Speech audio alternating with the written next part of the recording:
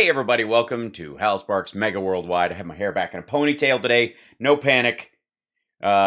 Just after the long drive, I just didn't feel like I need a wash and a set and a do and a thing, and I just don't have the time.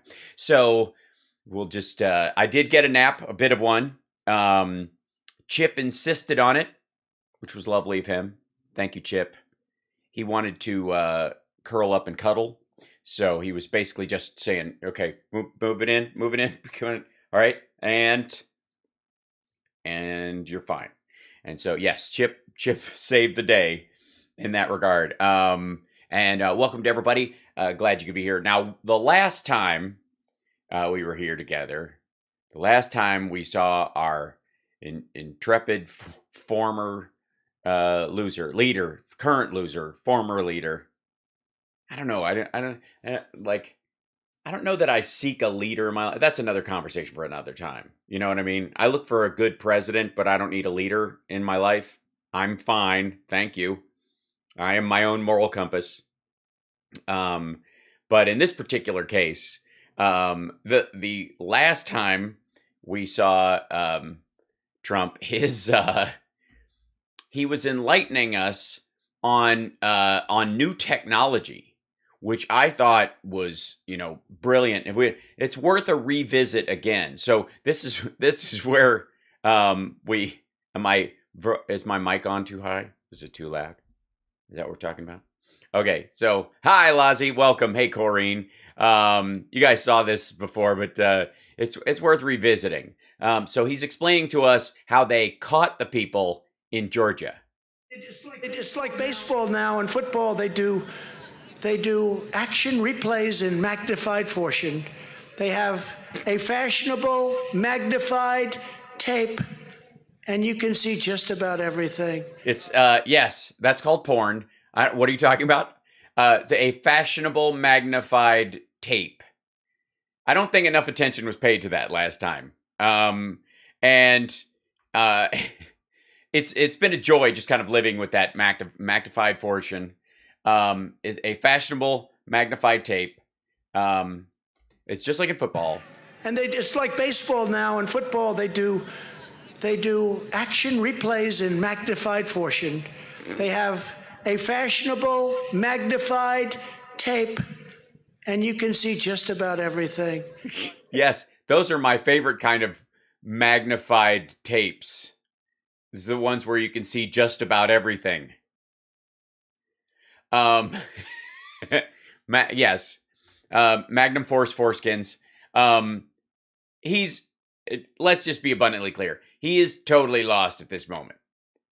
Now, there's a couple things. One is, does Biden go off script and say stuff that he doesn't mean to say sometimes? Does he misspeak? Yeah, he does.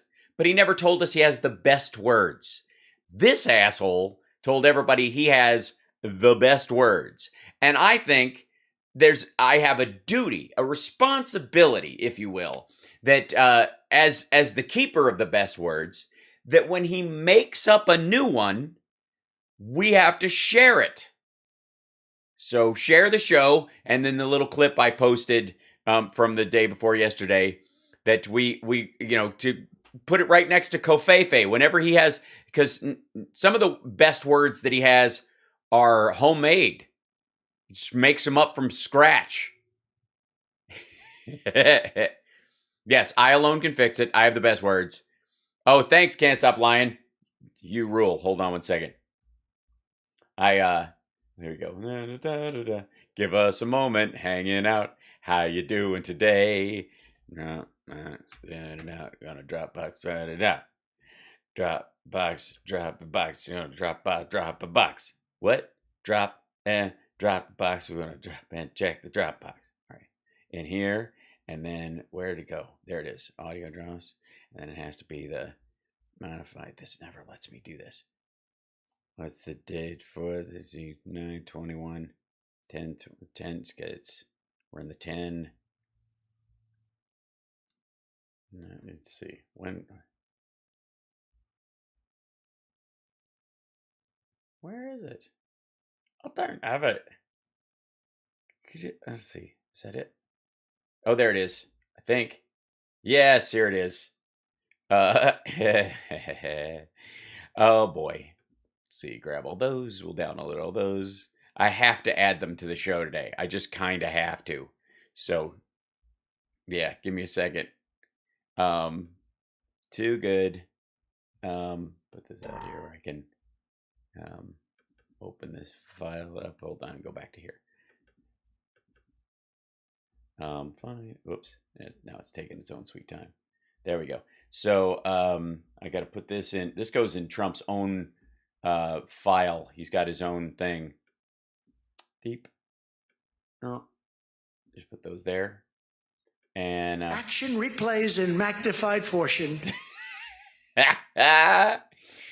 Oh, that's so good. There they are. There we go. De-engineering. Yeah, they're de-engineering. Oh, yeah. People want other people to stop shooting and knifing people to death. I had almost, because Magdified Fortion was so big, I had forgot that there were a lot of other hidden gems. De-engineering. That's de-engineering. Yeah, that's de-engineering. That is a new Trump word, right? Add that up there with Magdified Fortion and action replay, because it's instant replay, for fuck's sake. People want other people to stop shooting and knifing people to death. So that they can do it themselves.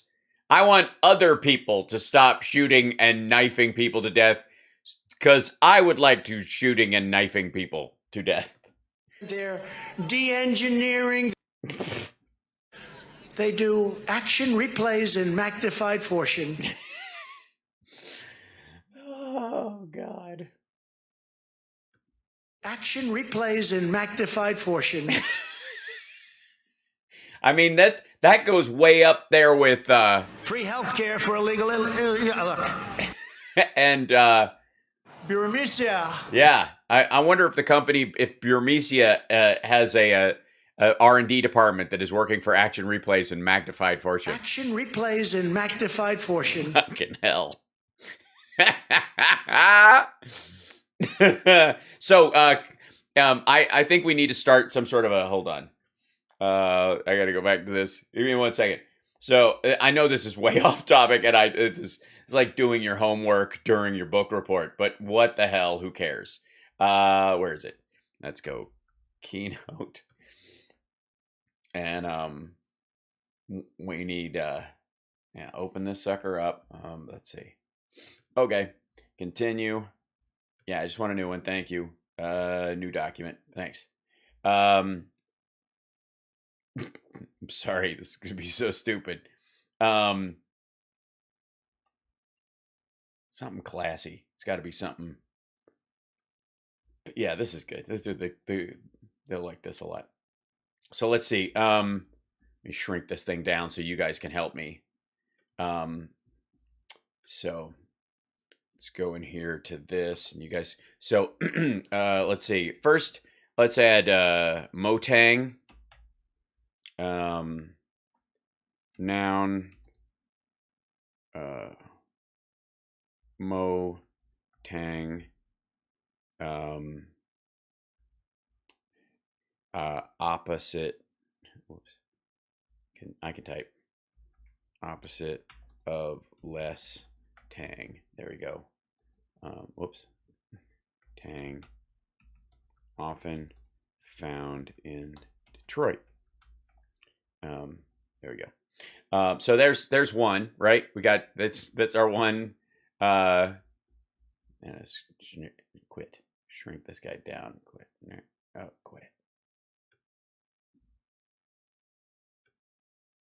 Put this there where you guys can.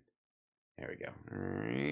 There we go. That's a good one. And then these are this is our Trump words presentation. So we'll just put this together as we go, because I think it's about time. Let's see. We'll add a slide to this. Same kind of deal. Let's see. We obviously have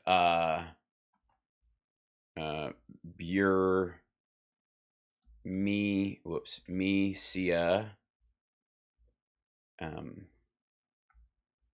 Burmecia.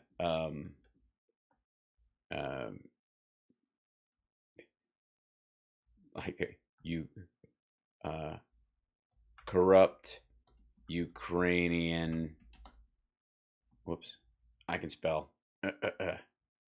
Hold on. It should just be like ask Hunter Biden. I think that's just it should be like Humter. There you go. I am 9/16 thumbs today. Let's see, Burmecia. And then let's see, of course, action replays.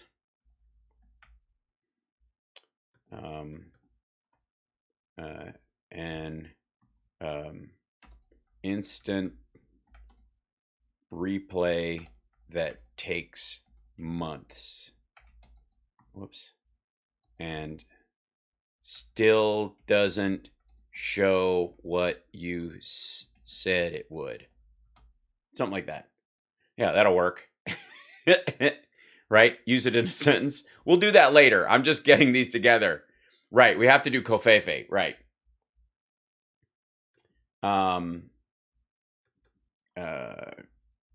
Kofefe. That's how you spelled it, right?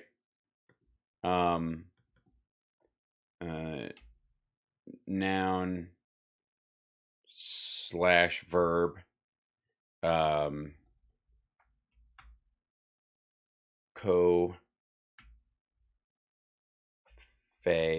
Fe, right? Do we ever hamburgerer? Right. Stable genius. Yeah. Thigh leg? Yeah. Thailand? Didn't he say Thailand? Yes. Nuclear stockpiles. Okay, we'll do that. Shit. This became a project. Yosemanites. And okay, we'll do that. Kofefe. No one knows. Okay, and then we'll add a slide to this, and then hold on. Nicaragua, yes. Nicaragua. South American country, aka the real down under. Sorry. Does that work? I'm using parchment because he just, because of his deeply religious beliefs. Yosemites, right? We'll do Yosemites next. Yosemites.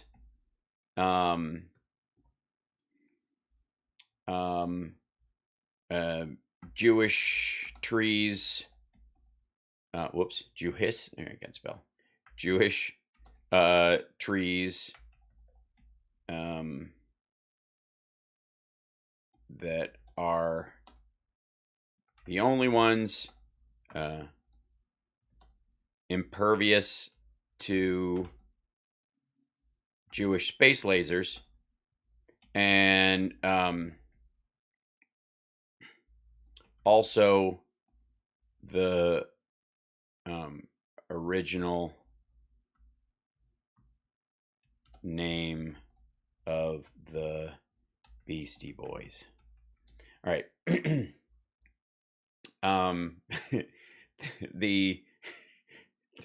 Yes, we got Nicaragua and Yosemites. Thailand. Thailand, of course, is a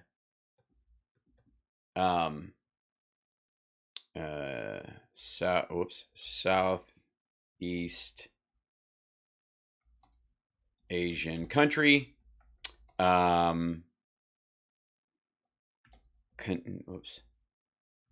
Connected to hip land.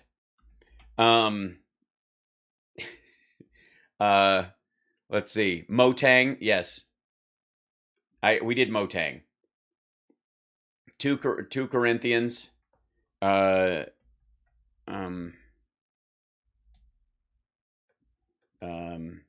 Best opening to a biblical joke that involves a bar. 2 Corinthians walk into a bar. Carrot. Yes. Carrot Pence. Wife of former VP Mike Pence, who is ironically not a vegetable. Okay. Carrot Pence, sure. Minneapolis, right? Yes, thank you. Shit. I think it should be it should just be mini Annapolis. Cuz that's same as Annapolis, only way smaller.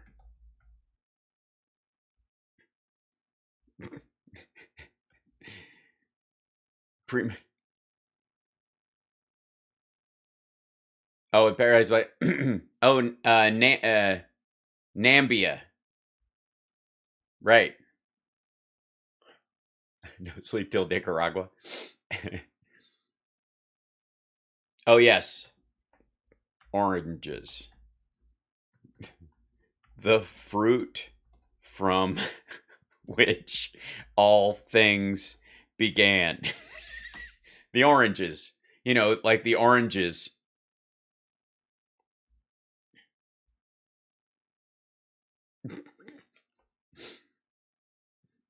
Hunger. Oh yes, right. Corona, a city in Italy, named after a beer in Mexico. Very memorable. we could do edits later. Oh yes.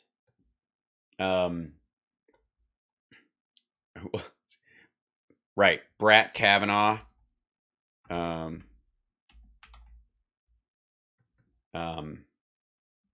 Let's see. I mean, kind of says its own, like self-explanatory. Whoops, did I say explanatory? There you go. If more information, sorry, if more information is needed, ask Squee. There we go. Oh yes, nuclear stockpiles. Thank you. Nuclear stockpiles. Our only line of defense against the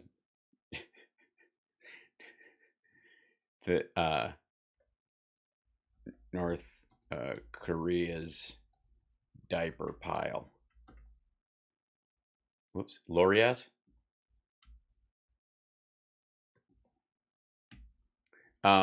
Hamburgers, right? Yeah. Tim Apple.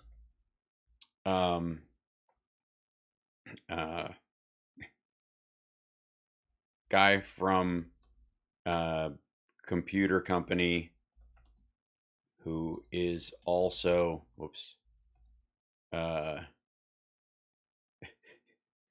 half this. No, that's going to seem weird.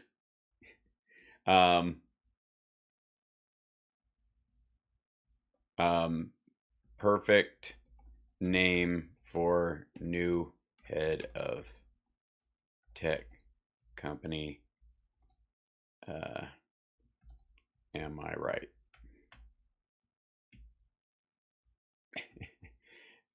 What was the other one? Yes, we did nuclear cycle. Hamburger. Thank you. Yes. Okay, that's the last one we'll do. Hamburger. A hamburger so large and and overcooked that it can be used as a build as a support structure in a building.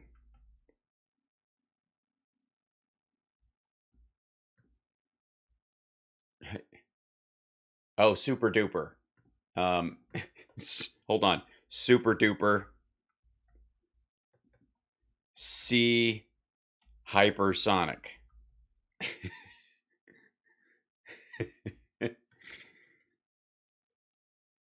Right.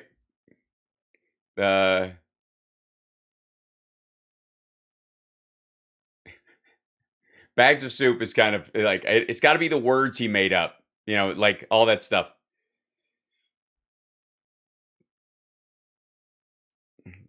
I did nuclear stockpiles. So let's review, and then we'll go back to this from the top. Motang, noun, motang, opposite of less tang. Burmecia, ask Hunter Biden. Action replay, an instant replay that takes months and still doesn't show you what you said it would. Covfefe, pronounced co-fe-fe, no one knows.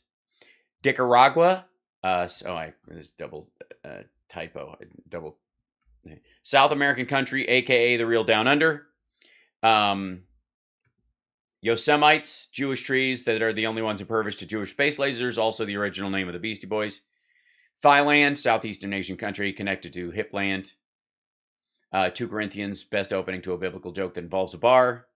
Carrot Pence, wife of former VP Pence, who is ironically not a vegetable. Minneapolis, same as Annapolis, only way smaller. Oranges, the fruit from which all things began. Corona, a city in Italy named after a beer in Mexico, very memorable. Brett Kavanaugh, self-explanatory. If more information is needed, ask Squee. Nuclear stockpiles, our only line of defense against North Korea's diaper pile. Tim Apple, perfect name for the new head of a tech company, am I right? Hamburger, a hamburger so large and overcooked that it can be used as a support structure in a building. Super duper, C, hypersonic. Okay, those are for the day. I'll continue to work on those. So in case we need to quit that. Trump. I'll just call this the best words. The best words. There you go. All right. So hiding that, back to where we are. Oh, stop it. There we go.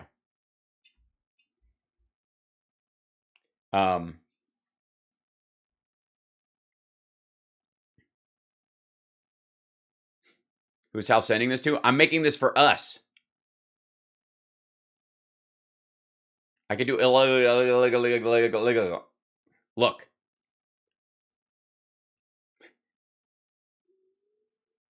Tippy top, yeah, huge, sure.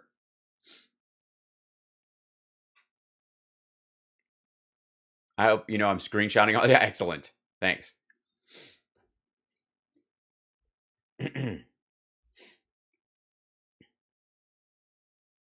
Okay, so let's continue where we were. The sad thing, I think they have cases where they had the same one 3 times, 4 times, 5 times. He by the way, just for the record, he thinks wrong. They did not have any situation where they had the same one 3 times, 4 times. Fucking ever. But that was all a fake story. There was no water main break. And then no, you just, well, we talked about this. He conflated the 2 moments. Okay. Actually said, no, the water main break took place 250 miles away, somebody said. I don't know if that's correct or not, but they were looking all over the place for a water main. That didn't work out too well. What the hell? I mean, let's just talk about the magnitude of the accusation that he's making here. And then just kind of the sloppy dick wag of facts that he kind of thinks is true, but I don't know, and maybe it's hard to say. But I think they had people 3 and 4 and 5, like literally ballot stuffing in boxes like it's the fucking 1930s. And this asshole's like, I don't know, I think maybe something. So George is very, very sad, and the law they passed They are, yeah. She's on my mind. enough, by the way. They weakened it because Stacey Abrams wanted it weakened. She wanted it weakened, and they do whatever she says. Pretty amazing. I don't know. Hey, maybe she'll be running for president. I'd like that. You know? Let's run against Stacey Abrams. I'd like that. In Pennsylvania, there were reportedly hundreds of thousands of more votes than there were voters. Oh, I see. Yes, hundreds of thousands of more votes than there were people. Did she say he's a Wiccan? I don't know. Not in this. Philadelphia, more votes than voters. That's a tough one to explain. Why? Well, no. It's actually easy to explain. I can explain it. You're full of shit. I mean, Occam's razor being that it could be that there were hundreds of thousands of voters that just don't exist, but managed to cast votes anyways, and no one found them, including the Republicans who were looking, who wanted you to get reelected, or you're full of shit. That would be I mean, we could just flip a coin, I suppose. They do something about that. Hopefully the people of Pennsylvania are angry that this can be allowed to happen and will not allow the Republican majority to be reelected if they don't get to the bottom of it fast. But there's no getting to the bottom. We won the state. You know, I was up by massive numbers on...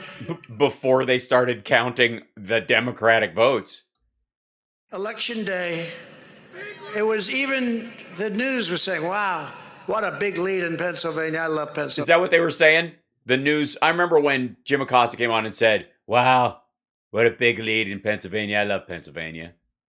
I went to school in Pennsylvania, college, but... Yeah, school.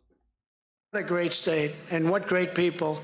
And I was up by so much, all of a sudden, the booths closed, the tabulation centers are closed. All of a sudden? Dude, they shut at the same fucking time on election day. 3 o'clock in the morning. And shortly thereafter... They didn't close the booths and the polls at 3 o'clock in the morning. What? How did election day go? Closed. Hold on, wait. Listen. The booths closed. The tabulation centers are closed. 3 o'clock in the morning. And no. The booths, but what? The tabulation centers closed at 3 o'clock in the morning. Shortly thereafter, the next morning. And then we're losing by just a little bit. It's always, we're just losing by just a little bit. Yeah, Hillary lost by just a little bit in a couple of states or whatever. And you won by the Electoral College, but you didn't win the popular vote last time. And you didn't go, well, it was a little bit, but it counts. It's a disgrace. And the U.S. Attorney said that he was told by the Attorney General not to do anything. U.S. Attorney was a pretty tough guy. He was told not to do anything by the Attorney General because he... Well, I guess he's not that tough. Apparently, he's a complete wuss. Another one of your appointments? Very disappointing. I think he's probably a Democrat. Got his coffee. I think didn't want to have problems. He was very worried about certain things with regard to himself. And you guys got that right? Jesus Christ. My concern at this point is people nodding off and falling off the bleachers. The fuck was that? Guy, he was told not to do anything by the Attorney General because the Attorney General, I think, didn't want to have problems. He was very worried about certain things with regard to himself. And I think it was probably the easy way out, but so bad for our country. The U.S. This is so stupid.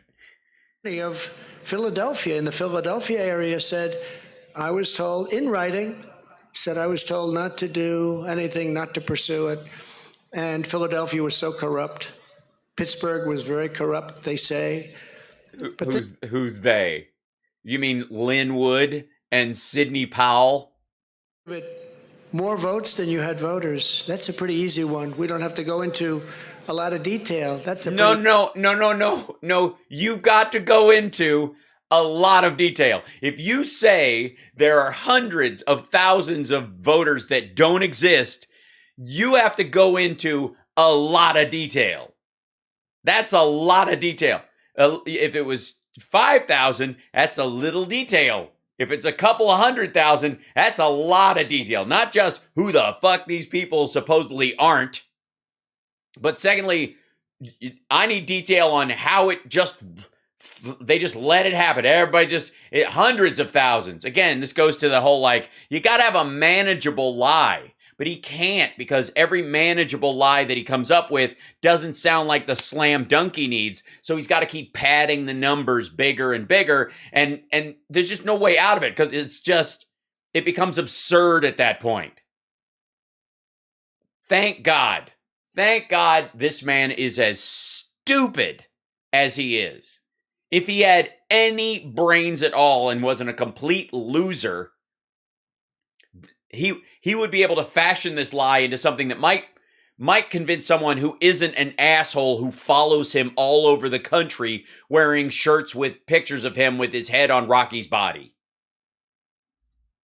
When in Pennsylvania, thousands of voters reported receiving at least 2 ballots in the mail, and many others reported applications.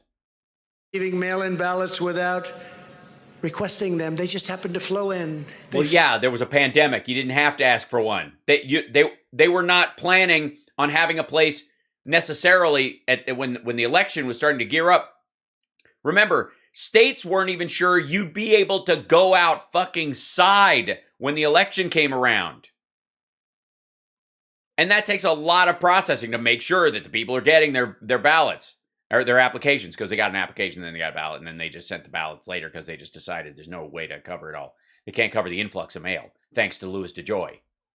And on election day, thousands of people were complaining that they weren't allowed to vote because they were told they weren't allowed to vote twice.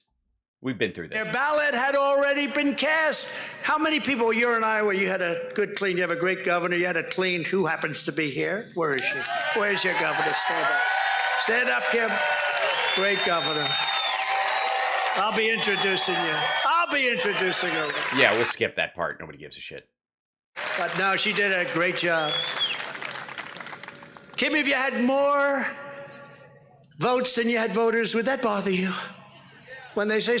Well, no, because obviously it's a Republican state, and they would just use those fake votes to vote for you, which is what they did. I'm just saying, for the record, that in all these circumstances, every time they find a fake vote, Trump paid for it. What? Just saying. YouTube gods just kidding around. You have more votes than voters, and they don't want to do anything about it. They complain vehemently. Some laugh. Well, they kind of can't. You're asking them to punch ghosts in the nuts. Discuss. Think of it. People walk in. I mean, this is literally the equivalent of him coming up and going, all of these voting booths are haunted, and these people won't do anything about it. I mean, they could sage them. They could, bring in an exorcist, go booth to booth.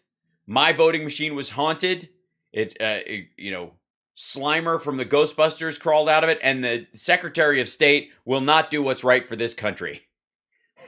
And they're proud. And the Republicans tend to vote on Election Day, and the Democrats tend to use ballots, right? Oh, this is the whole, the woman goes, exactly. Yeah. Everyone uses ballots, dum-dum.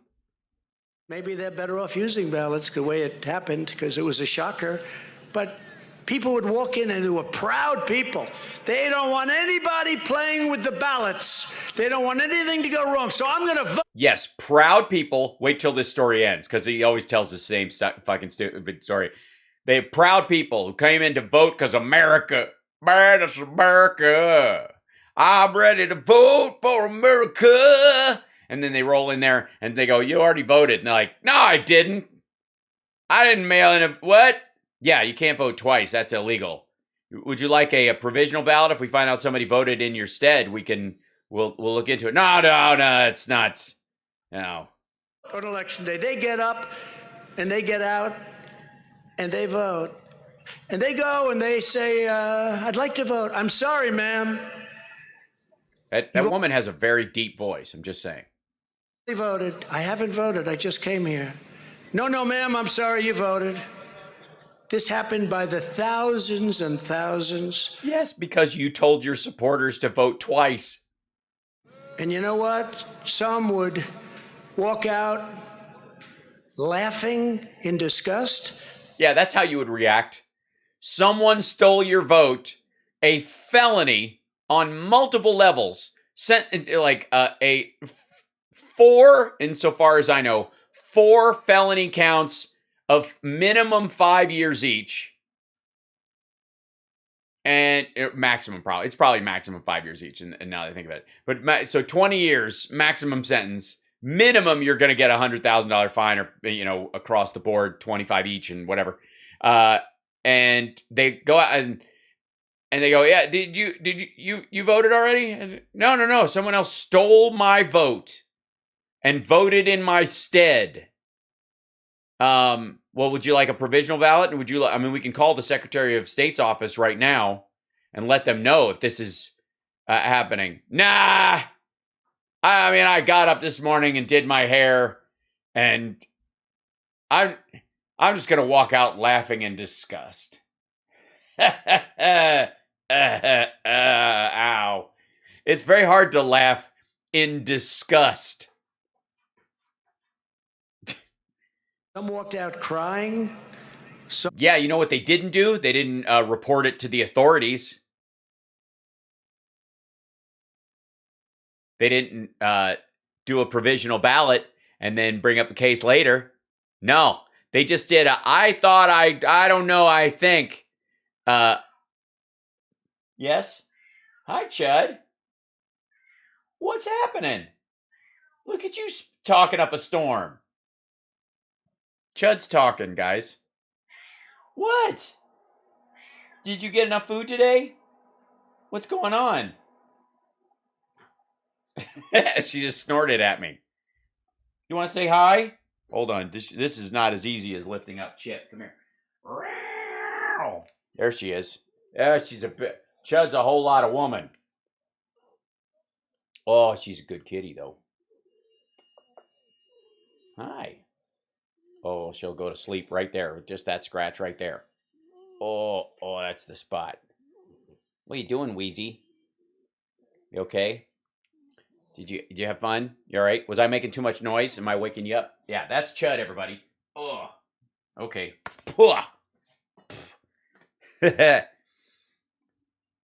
Go lay down. You're right. The complaints, it's such a disgrace. There's none of them complained. None of them filed lawsuits. If you had 15, hold on. I got to look this up real quick. Damn it. I'm always chasing these rabbit holes of stuff. I think it was in Indonesia. Citizens sue government, over climate, air. I want to say it's Indonesia. Is that right? Yeah. Okay. So this would be interesting to our anybody who gives a shit about climate change. In Indonesia, citizens filed a lawsuit against the government that they were negligent in taking care of air pollution, that it was their job and they didn't do it. Pretty great. And they won.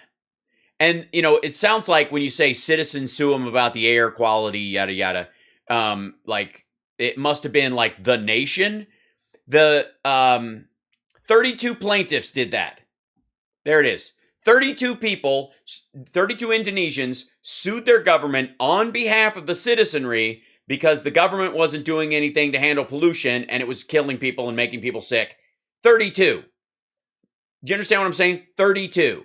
32 people sued the government and won in Indonesia. And they have a fairly decent rule of law, but not even anywhere close to what we have over here.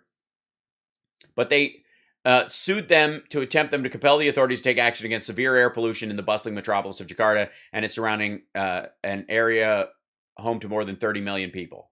32 plaintiffs. And this dickhead wants you to think that tens of thousands of Trump voters tried to vote and were told you already voted.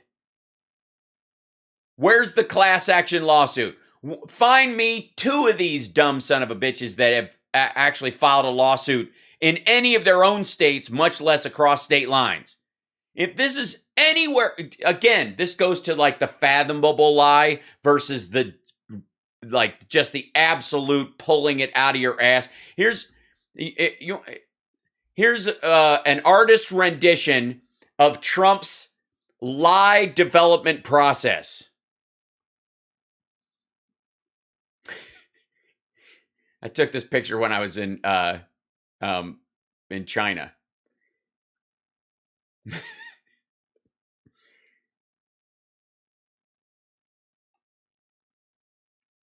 That at no point everybody was asking me for my China pictures, so I was like trying to grab them. Yes, it's amazing. That is an amazing piece of art.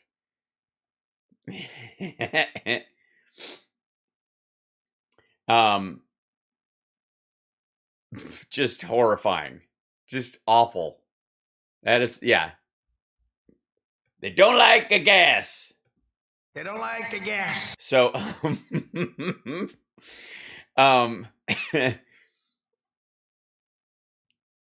what's the bull saying? It's a powerful statement. It's a powerful and beautiful wall. Should be a suppository commercial. So, can we just, I know it becomes so overwhelmingly dumb, but does anybody in that audience think for a second that if we're thousands upon thousands upon thousands of Trump voters, because that's what he's alleging. In some cases, like the number of times he's mentioned it, we're in the tens of thousands. You don't think 300 people in the United States had a similar experience, if you just boiled it all down, that he's, that have told these stories to their friends, who could absolutely get on some fucking Facebook page or get on some chat group and go, let's file a class action lawsuit because across multiple districts, somebody voted in our place. It was a category. It was a strategy by the Democrats to steal our vote, right? That's what they're going to say, right? That's the allegation, that the Democrats, some Democrat voted in a Trump voter's place and they just walked away. But if any of this was even remotely just marginally true, I am begging any of these assholes in this alleged story, if they exist at all, to please get together, call up Rudy Giuliani, he needs the money, and file a class action lawsuit against Joe Biden and the Democratic Party on behalf of people whose votes were stolen. And good luck sitting down in the deposition and sitting down in the courtroom and giving witness to what happened on that day. And how you were actually, I didn't realize I'd voted. I thought that was an application / test ballot that I filled in. I didn't realize I was attempting to vote twice, because every one of these sons of bitches will end up going to jail. Every one of them. Beyond frivolous, it's fraud.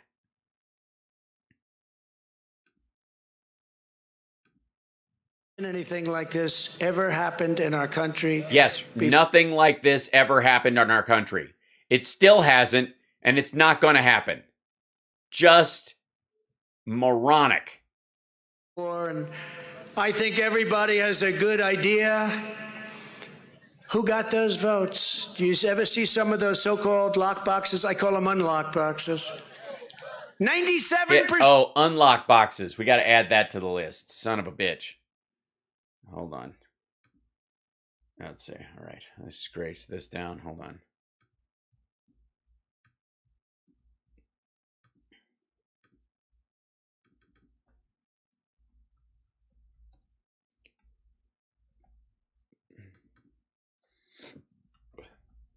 Locked box that is allegedly unlocked but remains locked.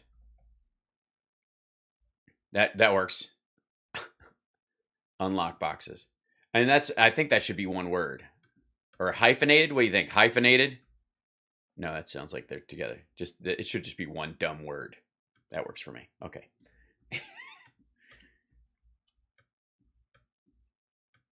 Hold on. Go away. If the vote goes to Sleepy Joe Biden, 97.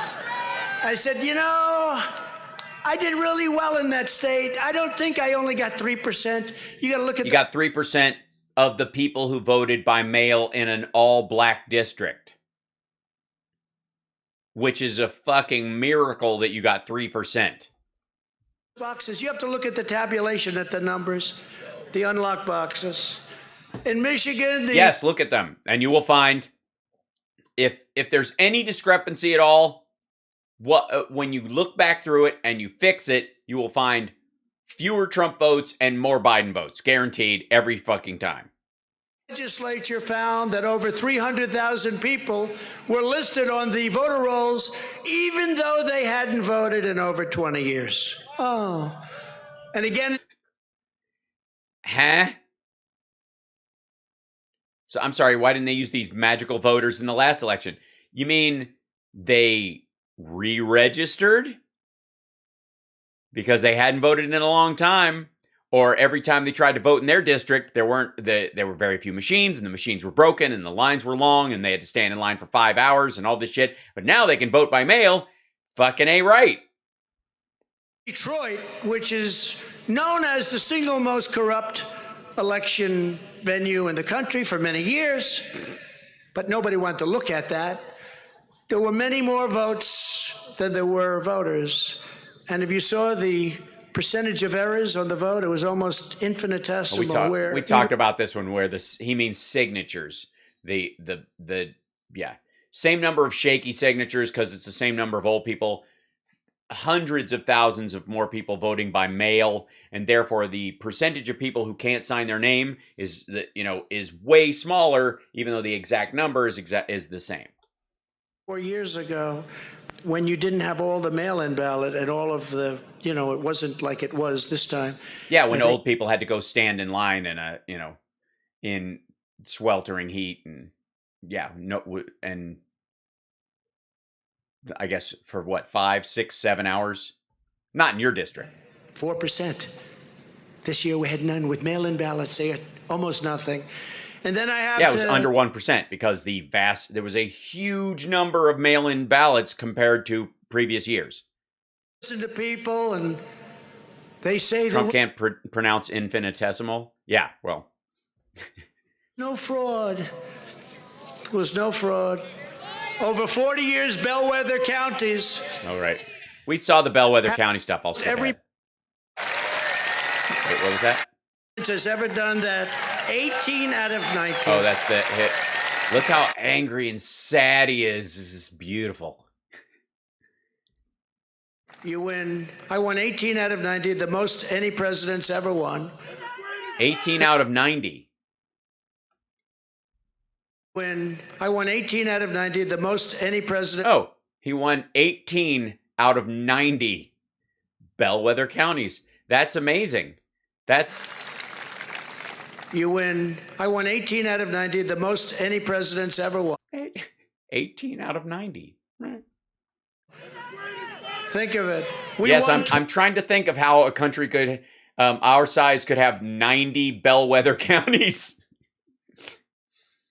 19, obviously.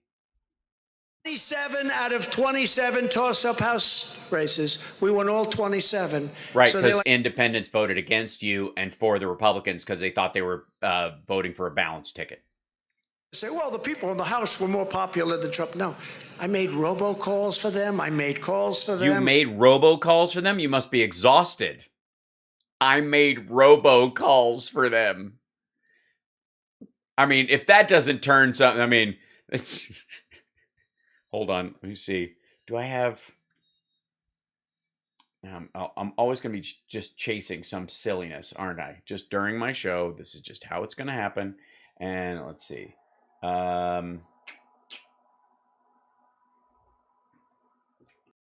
I have... no. Yes. Hello. I am an American, And I am calling on behalf of... Hold on. Donald John Trump. You should vote for him, or you will be destroyed in 10, 9, 8, 7. I had Ed 209 make robocalls. Drop your weapon. You have 20 seconds to vote for Donald Trump. What? He did. Help them. And some of them said to me, a lot of them said, you know, it's impossible. We got X percentage of vote. I got more than you, but you were much... Right, because independents broke for Republicans in the House in an attempt to balance their ticket, and they told you to fuck off because you're a lunatic and you're terrible at your job. Popular in my district than I was. It's amazing. The popularity has nothing to do with it. This wasn't about Republican voters.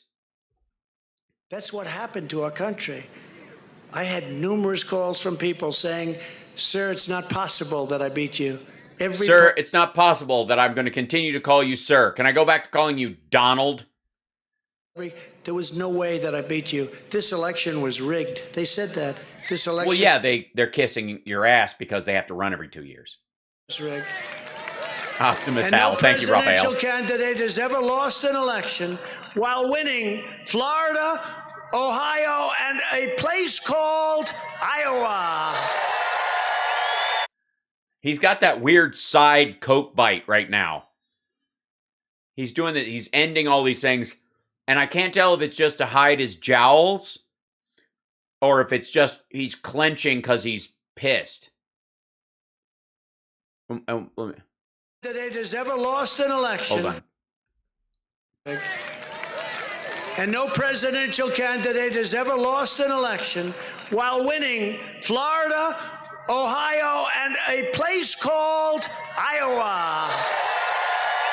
First time it's ever happened. Yeah, you're incredible. It's yeah. Hi, how you doing? That's because you lost a bunch of other places. Yeah, you used to be able to count that Florida and Ohio were sort of bellwether states in some ways. If they swung one way, it meant the other states were swinging that way. Didn't work out that way. Cable's a bitch, isn't it?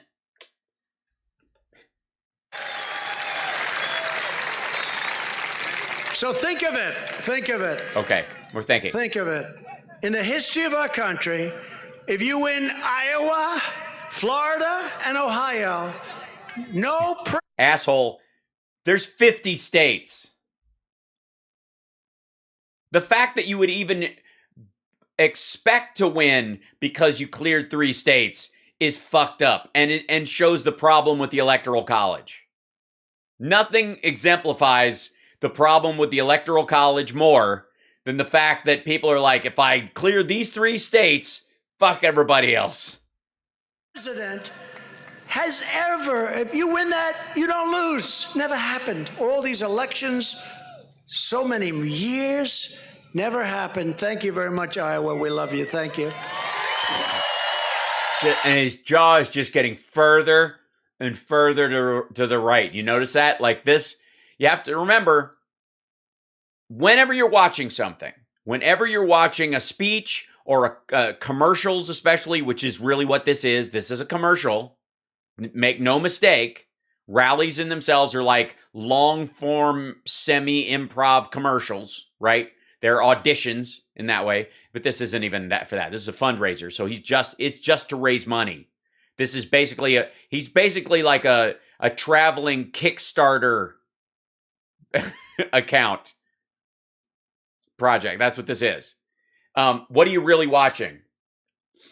Because one would think you were watching a Trump rally for his potential run in 2024. That's what people will tell you. What you're really watching is a man become more and more aggrieved at the obvious weakness of his intellect, his case, and his presidency. Joe Biden lost with the African American. This is ego. This is an act of ego. Population to former President Barack Hussein Obama in every single state other than the 5 swing states. In other words, the only states that were going to determine the election, although I think a lot of other states were corrupt also. But please talk about Kentucky for a second. It's my home state, and we're still wondering how the fuck McConnell was polling so poorly, and then just got magic numbers. It's weird. And he's the House GOP leader, and it's just curious. Just saying. These swing states, the swing states that determine, that's where Biden won with the African American. Yeah, because in those swing states, there are way more African Americans. They are way less integrated in some cases, so they are more communal in those areas. So you have to do specific outreach as opposed to there's a gated community, and we have 3 black families that live in the gated community, and 2 of them are going to vote Republican this time around because it's a neighborhood thing. Population. I am sporting Twitch swag, but I purchased it myself. I was not given this for I've got a long way to go before they start gifting me things. Like and subscribe, give a thumbs up. There is no programming like mine. There are many people who are imitating. Hi. But nobody does it quite like the master. Think so. No, I don't think so. I don't believe that. Who gives a shit what you believe, flat earth? In other words, the election was a fraud, and if we want to save our country and make America great again. We have only... Great again. It was already great, wasn't it? I mean, you were in there for 4 fucking years. You couldn't make it great? What kind of messiah are you? One choice, we must elect strong and unyielding America First Republicans. First, he's literally, his back is twitching at the idea of having to help other people get elected. This is my Hal. There are many others, but this is mine, right? And we must pass. This is my Hal. This is my gun. This is for fighting. This is for fun. Right. Complete overhaul of our entire election system to ensure. Good luck with that. Free. I love you guys too. I'm so glad to be doing this show. I never expected that we would be doing this, but it's been awesome so far, and I look forward with hope to the future. Like and subscribe, thumbs up. And if you're a troll and you hate this, thank you for proving my point, and thank you for engaging and driving us up in the algorithm, and thanks for all the thumbs down, because they really do help. Appreciate it. Thank you very much. Fair, honest, and able to be fully and quickly audited. Oh, you mean totally computerized? You might want to talk to Mike Lindell. He wants everything by paper.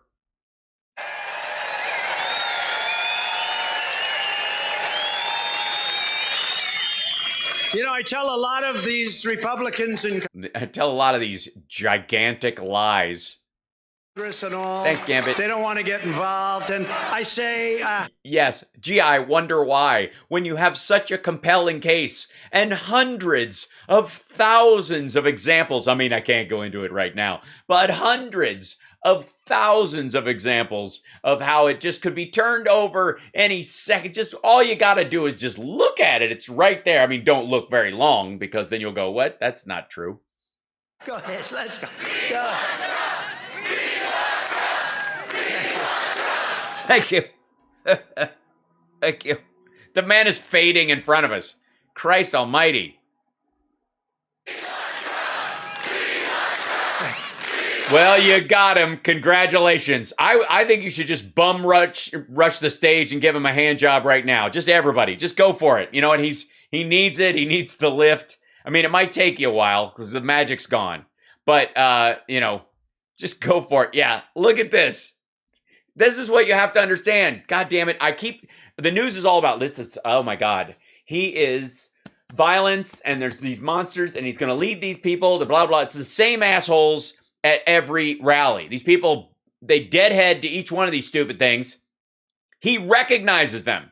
This is the other reason why he's getting miserable. Is he's seeing the same people at these rallies, and they're free. So these rallies are to raise money for Save America. So what you need is 30,000 people brand new from the area, and you go, district to district trying to get these people to pony up, and you hand them out flyers when they're leaving, and you want them to contribute $5-10 a piece. And it's a fundraiser, essentially. That's what all these are for. He's grabbing MAGA and squeezing it like a fucking rag. He's just like twisting it like a wet rag. And the problem when you see the same idiots is you've already taken them for everything they're going to give you. And he doesn't even sell tickets to these things. So these people are the gas money, the plane tickets, the hotels, whatever they're doing to hang out with this dickhead. He doesn't get a piece of that at all. That's reason number 16 why he's miserable. Thank you. Thank you. And thank you for your support. You've been incredible. I always been incredible. But I tell a lot of these Republicans, some rhinos. Yeah, you've been great. That's great. Could you please, everybody, just sign? Can you sign up? Can they sign up 3 times for the same website? Shit. People that do like us, people that love the country.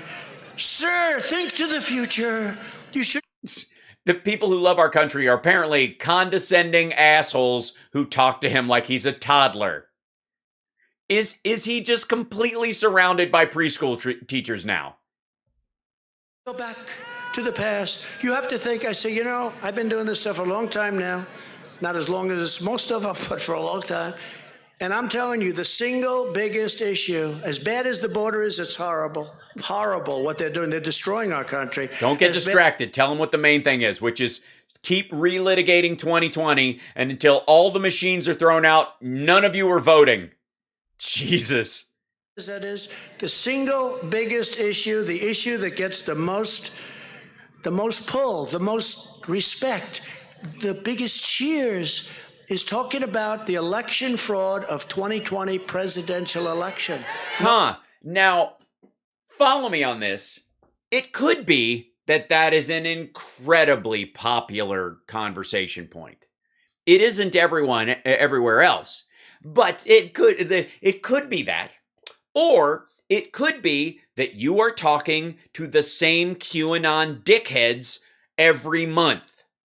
And that's all they care about. It could be that these assholes it's the same group over and over. They're all mad about this. They are all emotionally hurt by following a loser, and they have to lie to themselves. He couldn't have lost. That would make him a loser, as if that's how life works. By the way, folks, you ever have a situation in your life where you lose, where just the world comes crashing down on you, and it just feels like, God's like stiff arming you at every try, like a tall kid you're the little kid on the playground just swinging. And they've got their hand on your God has his hand on your forehead going, look at this guy. If you've been through that and you manage to get back up and go, you know what? I'm going to keep at it. That was, I felt broken for a time, but I'm 100% responsible for what happens to me in my own life. And therefore, I'm going to find a solution to do it. And if I can't get all the way out of it, I'm going to do everything I can to improve my life, or find new areas to explore and open myself up to. You are indeed not a loser. You can lose without being a loser. A loser is someone who loses and stays a loser by never letting go and never moving on. By just living in the loss.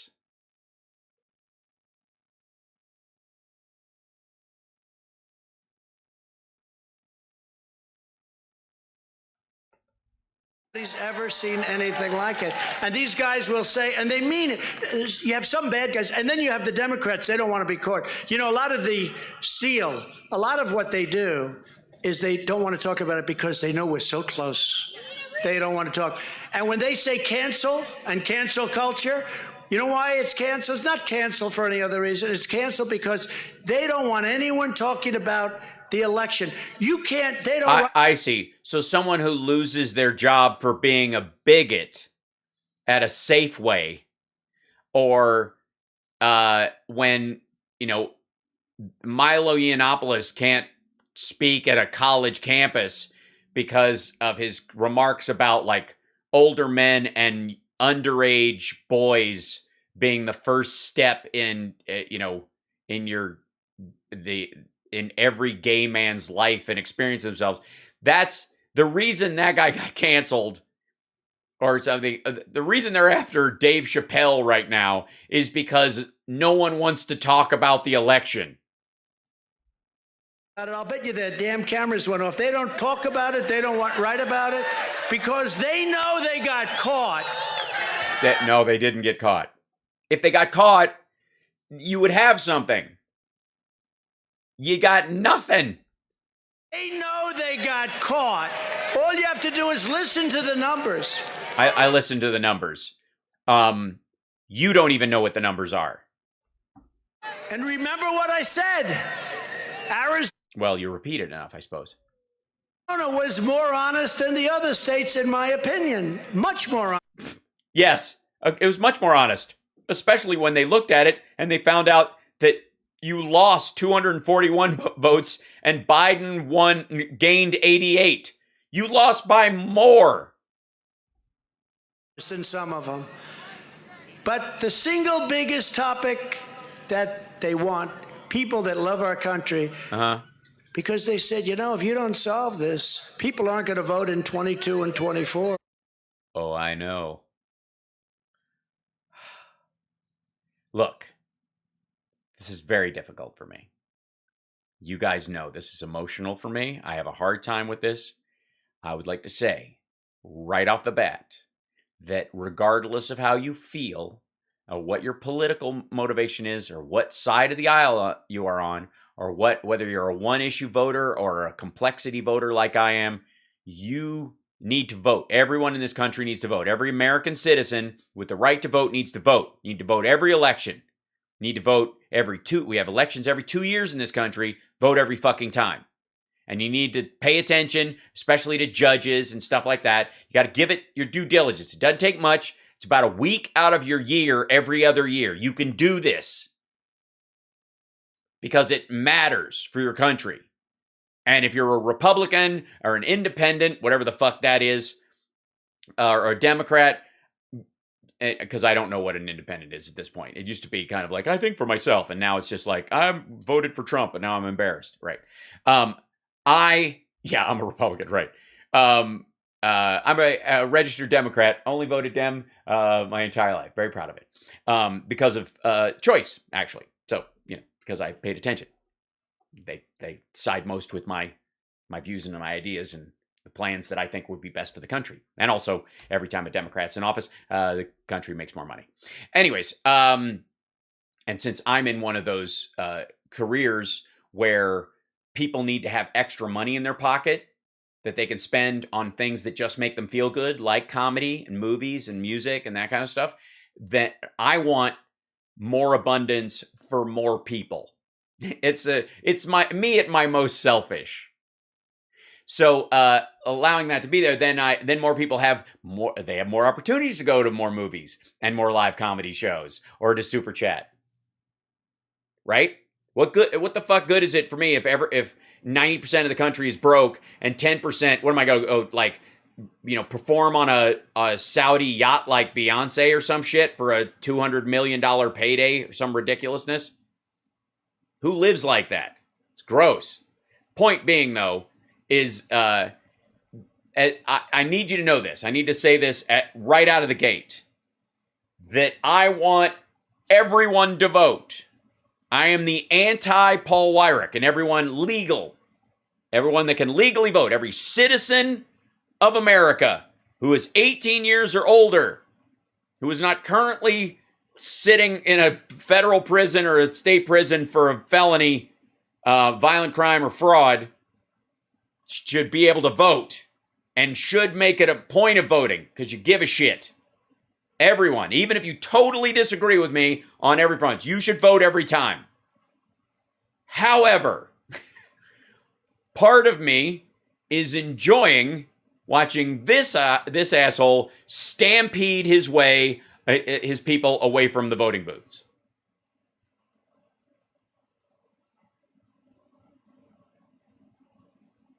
Yes. Yes, Drew Simmons, a yacht. There's a lot of these like multi-million dollar corporate gigs that a lot of artists do on, for the Saudis, for the super rich, doing birthday parties and shit like that for, $100,000 to $1 million. It happens in Vegas a lot, but it happens, all over the world. Scampede. Oh, that's a great one. Yes, a scampede. Trump scaring his own voters away from the voting booth. Right. I just think it's, I believe everyone should vote. That said, I have a prurient enjoyment of him fucking up the vote for his side. Because I don't believe, by the way, that the Trumpers and maggots amongst the Republican Party are genuine Democratic voters. What they're, when they vote, they are voting for the installation of a dictatorship. These are the ones, they get a lot of alignment with like the South and the Civil War and stuff. And because that's, in terms of our country's history, it seems to make more sense because they seem to be a lot of Southern voters and there's some racists peppered amongst them. And so it's kind of an easy association to make. I would argue that these people have a lot more in common with colonists who wanted us to stick with England, who wish we could just go back to having a king. You know what I mean? That was one of the big problems during the lead up to the Revolutionary War, and during it was that there were colonists who didn't want us to separate from England, didn't want to revolt against it. And these people have a lot more in common with those folks. I love how the F.U. Zuckerberg guy is on Facebook. You're on Facebook. You are currently making Zuckerberg money. Congratulations, dum-dum. But thanks for writing something, because if you engage and you type something in, the algorithm recognizes that I am indeed compelling content.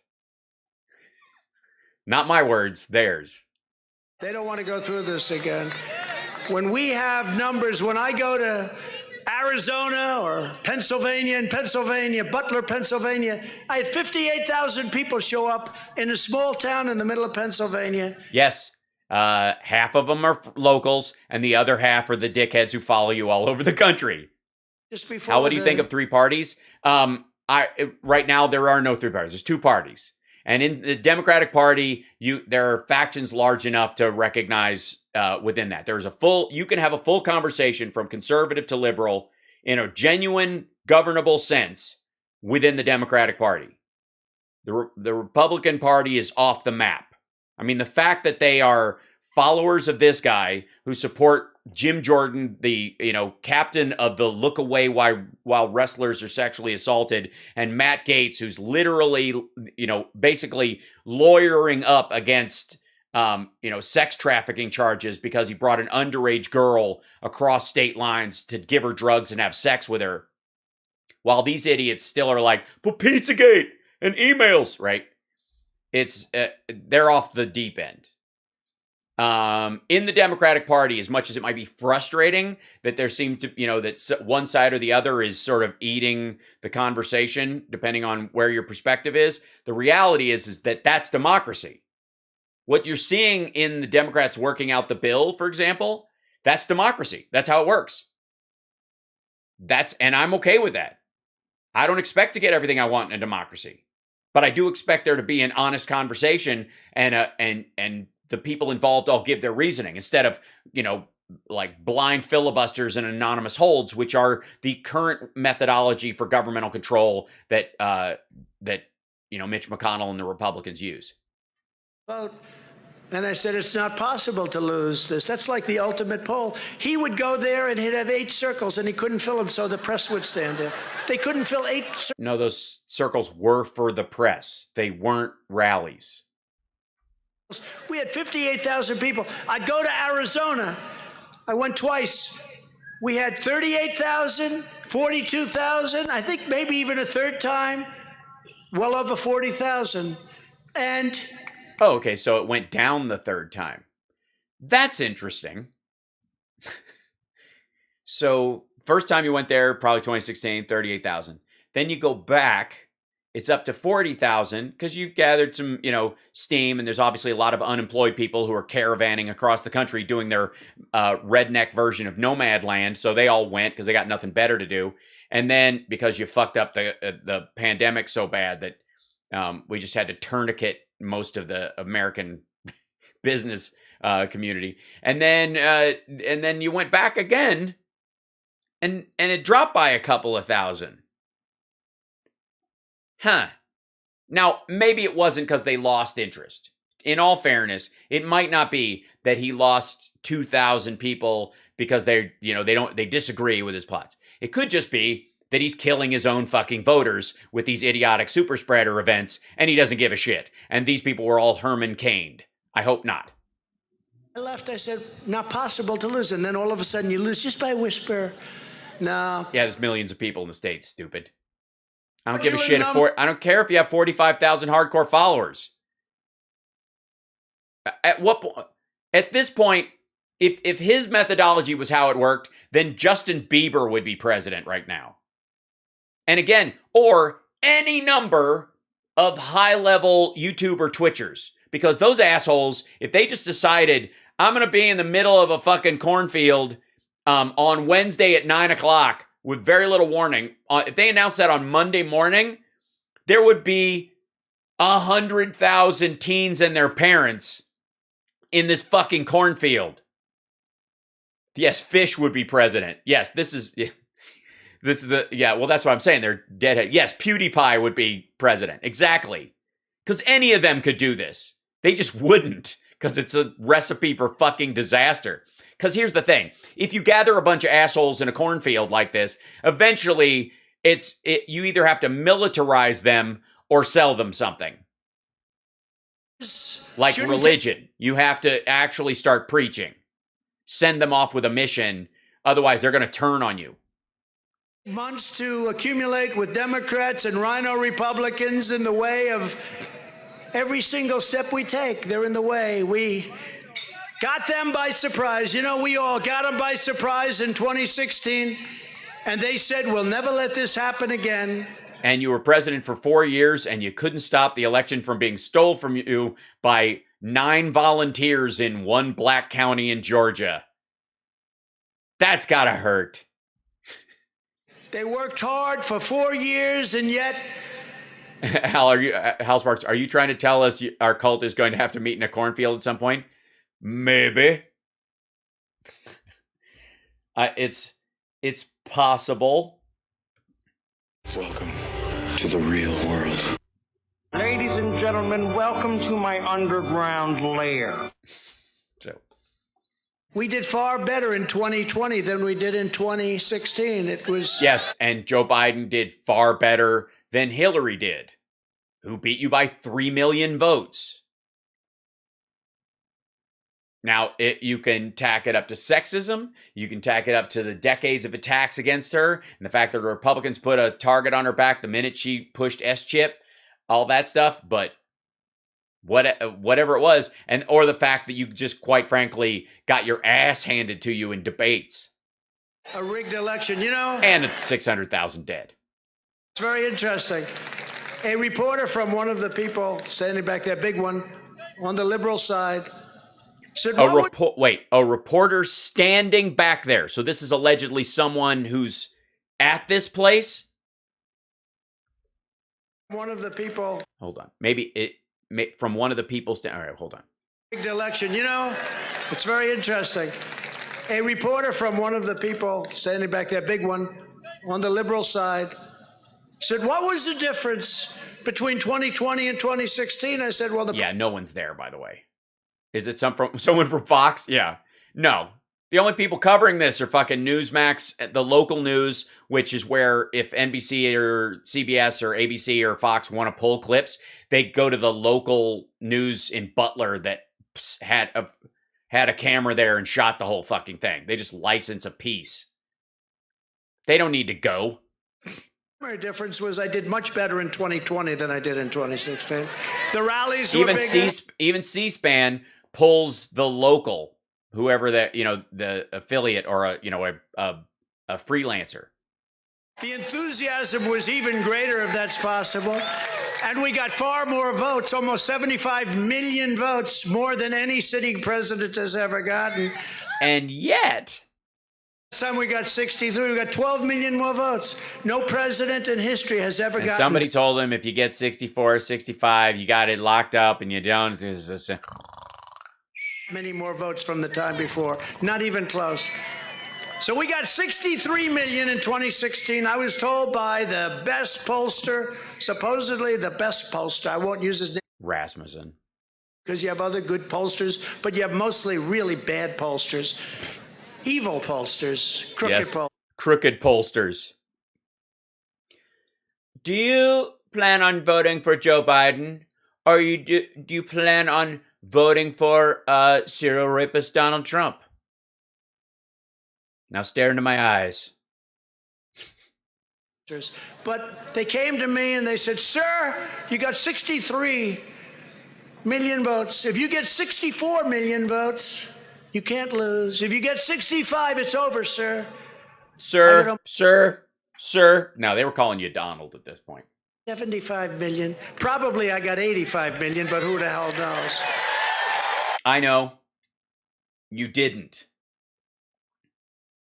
Also, for the record, since you're just going to say random shit like that, I feel like I should have the right to just say random shit and push back. I think you got 35 million votes. I think all your voters voted twice. What?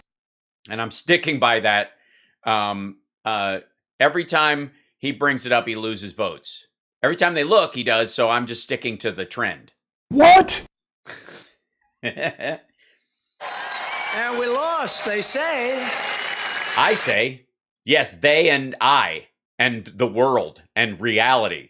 They, life, genuine existence. Our country is paying a very big price, as everybody knows. And by the way, you know who was one of our best supporters in Congress? A guy named Chuck Grassley, one of our best supporters on election fraud. He was I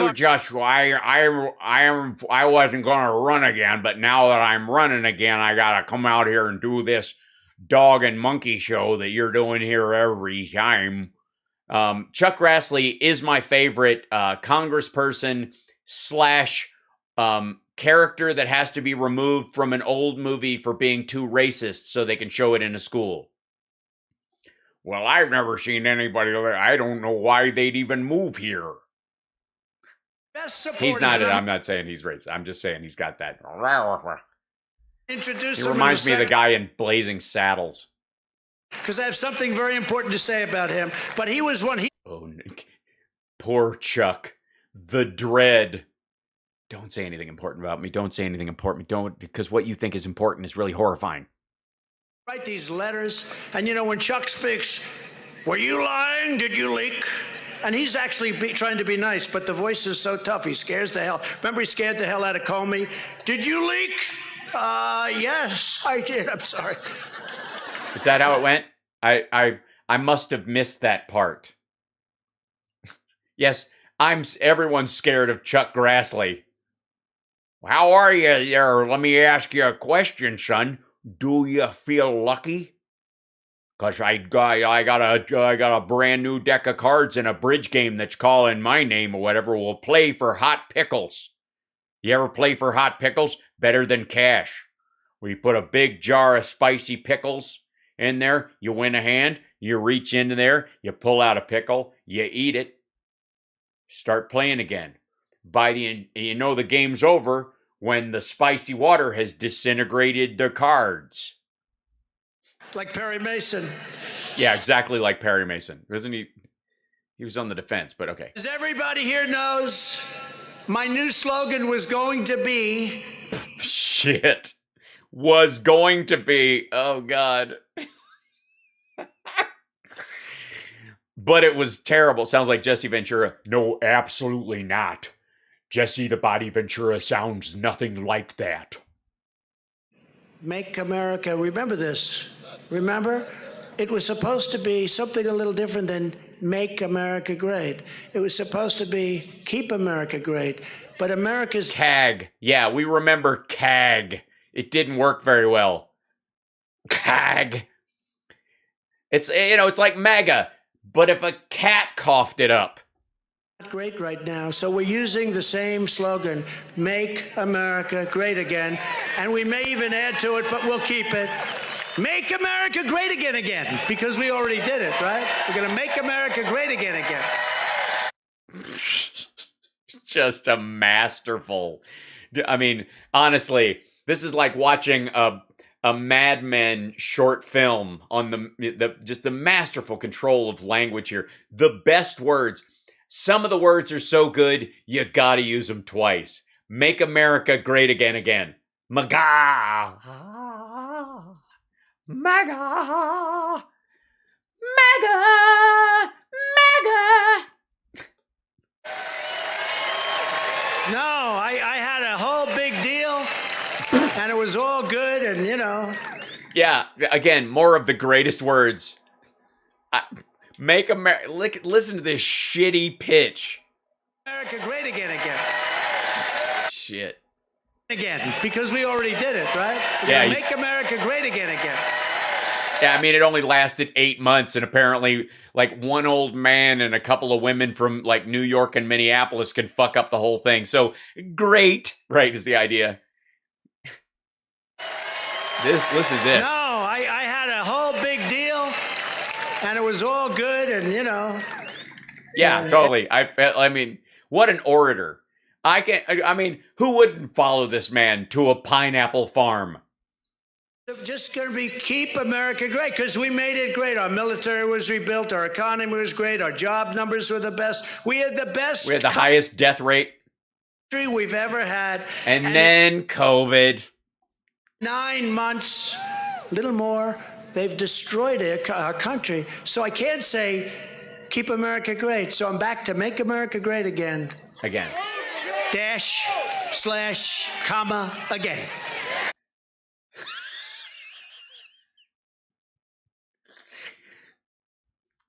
Oh, fucking pitiful.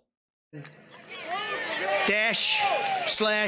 comma, again. Jesus Christ.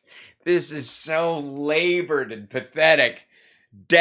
And by the way, somebody's on their phone right now on Teespring making a MAGA / comma A shirt.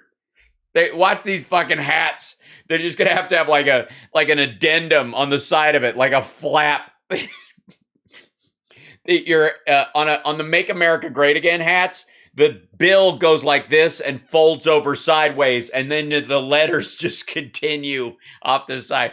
/ comma A. Fucking hell.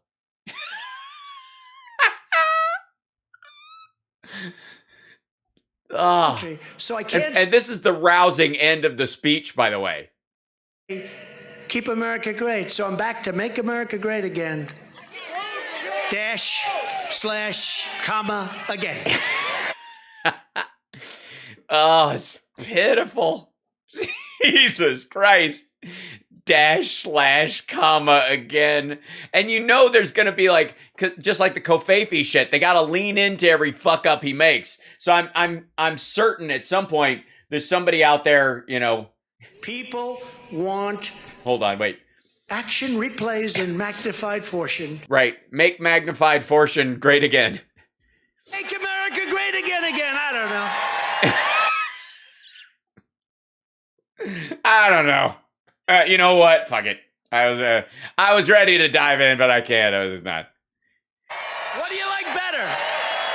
Really, you think about it. Yeah, just road test this shit. This is the best place for it. It's the only place you see people that don't work for you.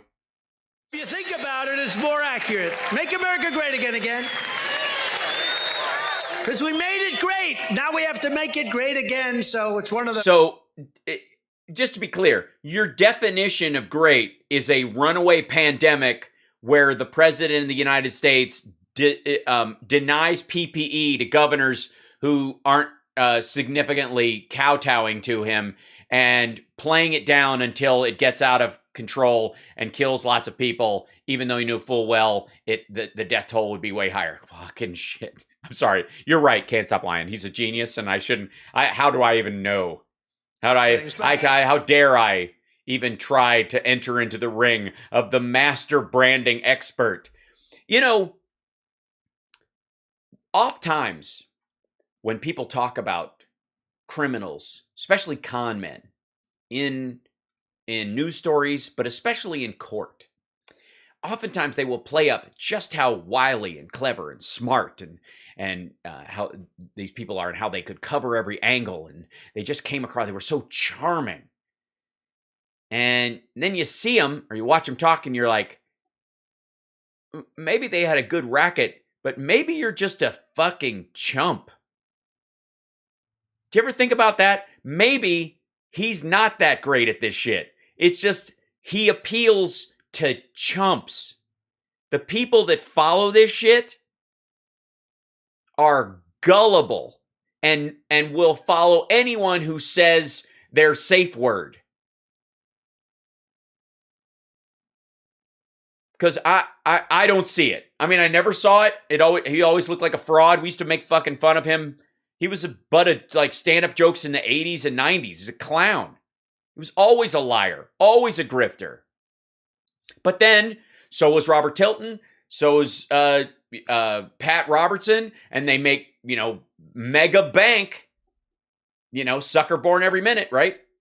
Make America great again. Our nation's comeback begins in November 2022 when we're going to reclaim the House and we're going to reclaim the United States Senate. No, they're not. And we have with us tonight a great American patriot, a man who truly loves Iowa. He's young, very young guy. This is kind of disturbing. Strong, and he's very handsome. All right. By the way, for anyone who didn't hear it on the date, happy National Coming Out Day. He fights like no other. When I've needed... With what? How does he do it? Does he use this technique? Because not a lot of people use this technique. He fights like no other. He punches himself in the face. It's a novel technique, but it works. Him for help. He was always there, especially with anything having to do with farmers, and that includes ethanol. Nobody's ever done more. I know more about ethanol than anybody in the audience, I think. No, you don't. You're in Iowa. I mean, fucking hell. At least show deference. Like, I know more about ethanol at this point, being president and dealing with this all the time, than almost anybody. Probably the only people who know more about me, the people of Iowa. You guys, obviously, like, that's how you do it. Is that as a politician, as a low-level flim-flam man, you could squeeze that out of your fucking melon when you're talking to these people. Right? How hard is that?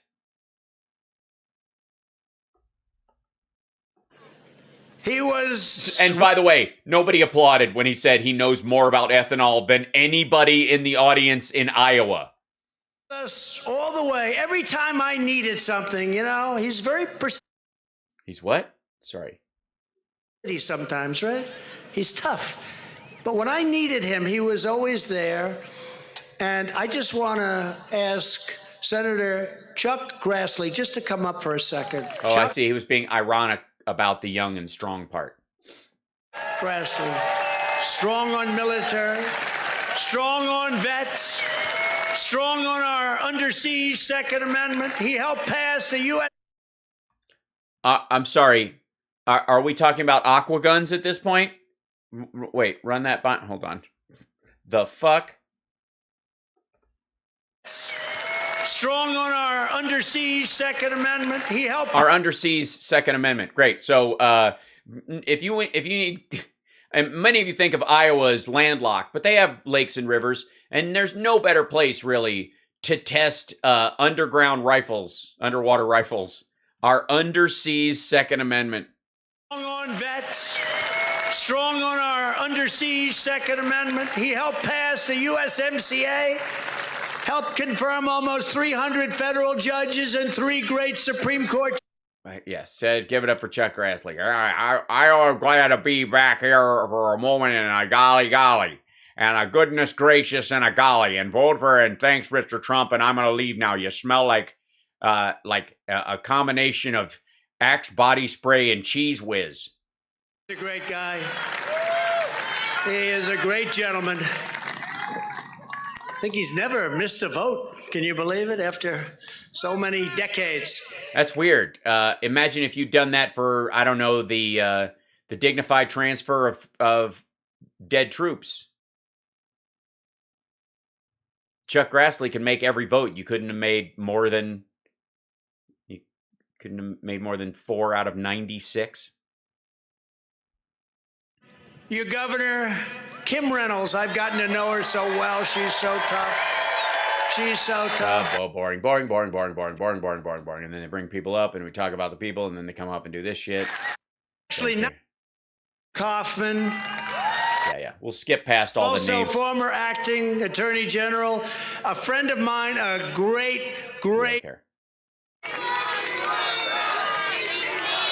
So leaving Afghanistan was a good thing. I was going to leave. We should have left, however, Bullshit. He was going to stay forever. We're going to leave, but stay in Bagram forever. Symbols of strength and dignity, not weak. The fuck does that mean? I still don't know what that means. I've been struggling with it for weeks. And surrender. We could have left under strength and dignity. What does that look like? What the fuck are you talking about? What, are we going to just, you have somebody carry us out while we're sipping tea at a fully dressed table? We could have had Afghans carrying us out in boxes on their shoulders while holding... Fuck. In the same period of time, it didn't have to take long. We could have been respected. Right now... I could have been somebody. I could have been respected instead of a bum, which is what I am. Know that we'll ever recover from this, We're never going to recover from Afghanistan. We're fucking out. The UN and the World Bank are already talking about aid packages for for people in Afghanistan. The Taliban's fighting ISIS. They're having to get money from the rest of the world. They're going to have to start letting women go to school or make some changes. They're going to be struggling with that for a time. It's the same shit before we got in there. It's like when they talk about in terms of alcoholics, they often say that your growth freezes at the moment you started drinking, and then when you become sober, you start maturing from that point. That's effectively where Afghanistan was. Its maturation point was at our attack point, and we left, and they just had to pick up where they left off. To everything else. And you know what? Every ally's taken advantage of us, so I'm less concerned about it. They all take advantage. Of NATO, they take advantage. Germany, France, all of them. So the whole thing about you siding with France on the submarine deal for no fucking reason, oh God. The stupid people. We're like a country run by stupid people. Well, we were. For, till January 20th anyways. Every single nation and every deal that I've looked at, and I looked at countries that many people have never even heard of, we made those folks, sure. Deals, every single country. It's almost, you wonder, how do you sustain? How does it keep going? I don't know. And yet we have the biggest economy in the world by far. We have the highest marginal salary. What's the baseline, like a baseline salary in the world for a country of our size, certainly. And we're the richest nation in the world. We're the most charitable nation in the world. And yet we've had stupid people running. It's funny. It's funny that way. Our soldiers are heartbroken at what happened in Afghanistan. They wanted to... Well, I mean, many of them are heartbroken because you apparently accuse them of dereliction of duty. Win They wanted to be respected. They are wanted to respected, fucko, except by you. The only people disrespecting our soldiers right now are Trumpians and Republicans. This lie that somehow they didn't demilitarize the aircraft, that they left behind stuff and they didn't give a shit and they just ran off. They were chased off. This asshole said our soldiers were chased off by guys with knives. They ran or surrendered. None of our soldiers fucking surrendered to the Taliban at knife point. He said that. Trumpers, maggots, trolls, guys that like this asshole, explain that. Explain what the fuck he is talking about. That our soldiers surrendered to Taliban who were only fighting with knives. He said this at multiple events. What the fuck is that about? Not only is it pissing on our troops unnecessarily, just to, I don't know, to make himself look cooler, I don't get the reasoning behind it. But the idea is that you have to pretend like they didn't do the job of demilitarizing or removing gear like they were supposed to. And the stuff that was left behind was supposed to be for the Afghan military. Everybody knew this. This was their equipment to use. They didn't use it, but that has nothing to do with us or our soldiers. Our soldiers did not surrender that gear to the fucking Taliban. The Afghan military did. And we weren't going to snatch it away from the Afghan military literally during the advance of the Taliban. Yeah, he said they lied about demilitarizing and decommissioning the equipment. Right. He's lying, and he lies about the troops all the fucking time, and it's so bizarre. strength, and our television generals wouldn't allow them to do that. Just imagine how... Do what? Do what? What's the win he's talking about in Afghanistan? Does anybody know? What, strafe bomb Taliban villages? There's fucking 12 tribes. 2 of them ran the place from Kabul. It's not a country. And everybody's intermingled with women and children, and that's just life there. If you kill the Taliban, you have to kill millions of people. He even admitted to it at one point in the cabinet meeting. Like, we could wipe out the Taliban, but it would mean killing, millions of people. Like, well, no, you can't. You would not be allowed to do that by the American people. That's a war crime. But that's what he's talking about right now. That they weren't allowed to by the woke generals or the TV generals. They weren't allowed to strafe bomb millions of people. hard China is laughing when they see our woke politicians and woke... Yeah, China's not laughing right now. They're fucked. Honestly, you would think these people would be doing a dance about how bad the Chinese Communist Party is doing right now. All seriousness. This could be a moment of bipartisan comfort. That the flailing of the CCP would be something where they go, well, I thought for a while that their economy was going to eat ours, and now... injecting poisonous ideologies into our schools and into our military. You've seen the military of China. You've seen what they have. 1 million soldiers standing out on the square. Do you think... Yeah. I've seen those guys. I've seen them on street corners in Beijing, fucko. When I was in Beijing, in where else? Tianjin. When we were in, I didn't see any in Chongqing at all, which surprised me. Nanjing, Shanghai. Shanghai had very few. It's like more New Yorky or whatever. But in Beijing, there's a lot of soldiers on the street. They physically are built like pipe cleaners. They're the skinniest soldiers you'll ever find, are the ones out on the streets especially, and their guns are empty. And right now, China has a big problem because, and this is a cultural thing, but because of the one-child policy, everybody wanted a boy. So there's a lot of boys, not a lot of girls. And so they're trying to change that with the 2- and 3-child policy, and they're fucking around with it. But it's going to take years if it catches up. They're trying to encourage pregnancy, and all this stuff, but it's not possible. It's just not, they're having a hell of a time catching up. But the boys have been raised by like 6 people in their family because they're the gem of the family. They're the only child, and they're a boy. And they're meant to be the breadwinner and the, the patriarch of the family at some point. So they're absolute assholes, a lot of them, unfortunately. Or they're just miserable and pampered.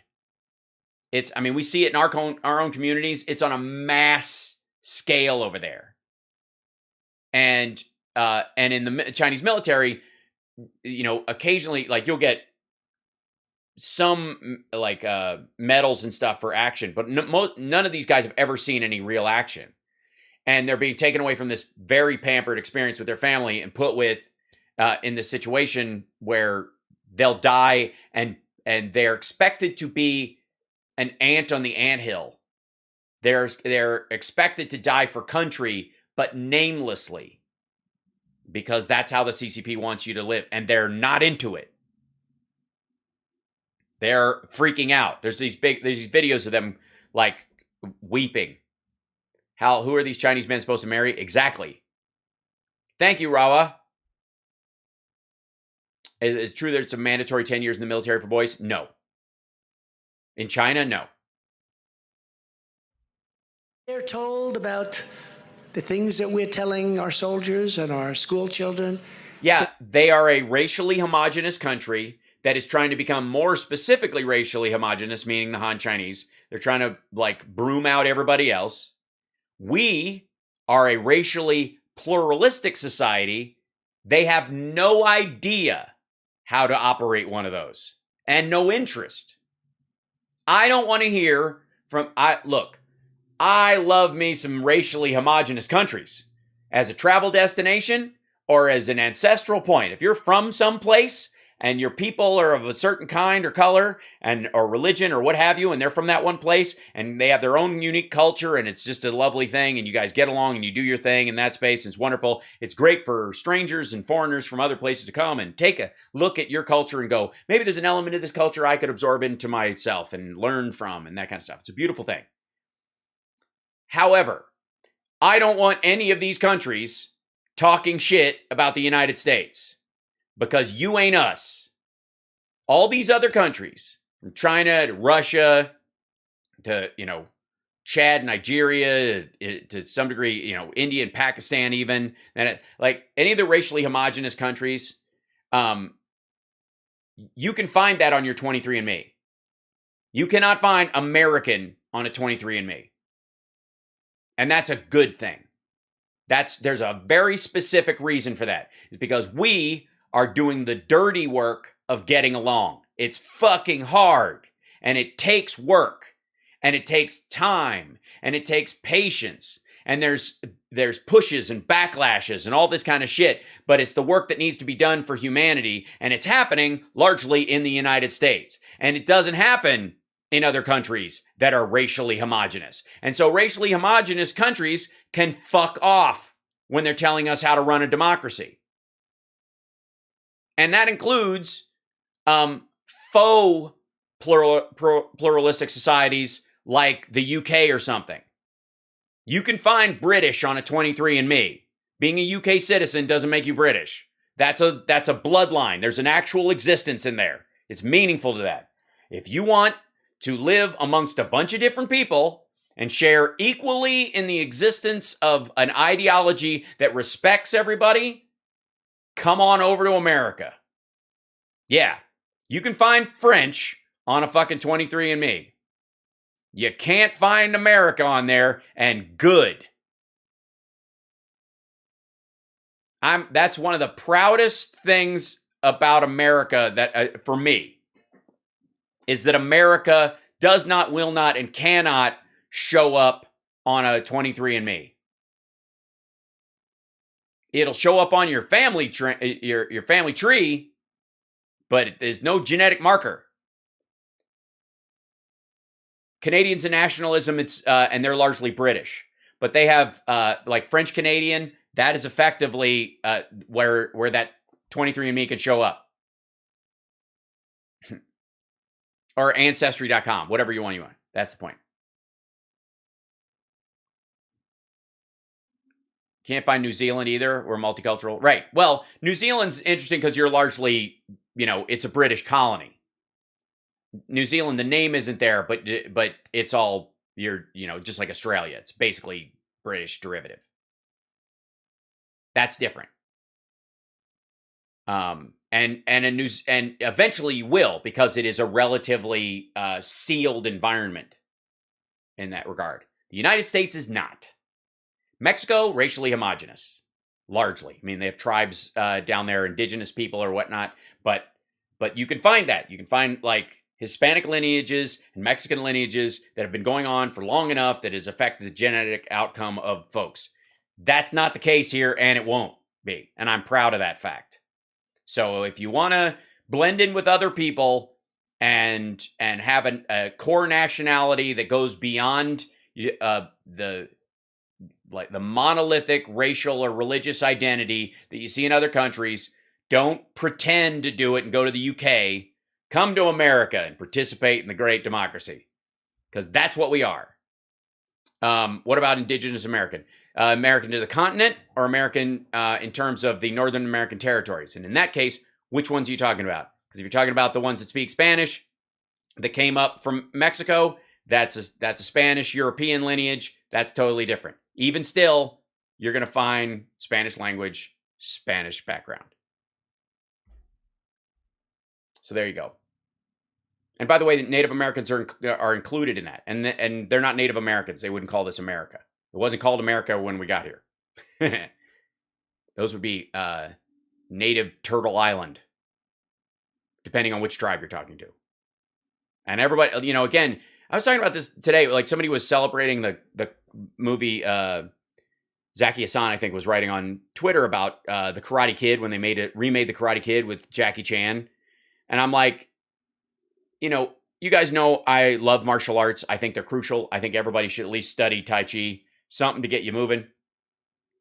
And it's there's a lot to be learned there. Kung Fu is bottomless. Karate has a lot to it. There's a lot of martial arts. Pick one and go with it. I like Russian Sistema. I like Kung Fu San Soo. There's a lot to be learned, right? Pick something and go for it. However, again, this kind of is in line with this. Karate is Japanese. It's karate. It means empty hand. It's part of a greater martial art. It's only one part of a 5-part system. But it's become enough of a core art form that people think it's just by itself. But it is the non-weaponized version. The minute you pick up nunchucks, you're no longer doing karate, is the idea. Or a sword or anything else. That's Japanese. Karate is Japanese. Jackie Chan is Chinese. These are very distinct cultural groups and very distinct art forms that came from those cultures that deserve their own individual respect. And this just fapping overlap was just gross. I just felt like it was offensive. I thought it was gross. I mean, of all the talk about, like, cultural appropriation, you know what I mean? How is that not a cultural appropriation at a distance? Like, Asians. You know what I mean? It's almost like all Asians are alike. That's what that movie said to me, unfortunately. Right? Chinese, Japanese, what's the difference? It all sounds like blah, blah, blah to me, right? That's what it seemed like. I just, the minute it came out, I was like, wait a minute, why is Jackie Chan in the Karate Kid? Make the Kung Fu Kid or something. Nobody would mind. No one would care.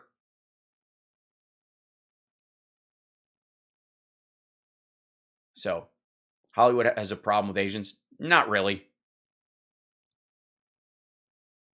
It's a volume issue. Who's the audience for? Who's going to watch the movie? They're going to make it for the biggest audience. That's just how it works. If the audience wants more inclusive stuff, they start to watch stuff. We've had waves of Chinese film taking over American cinema since the 60s, largely.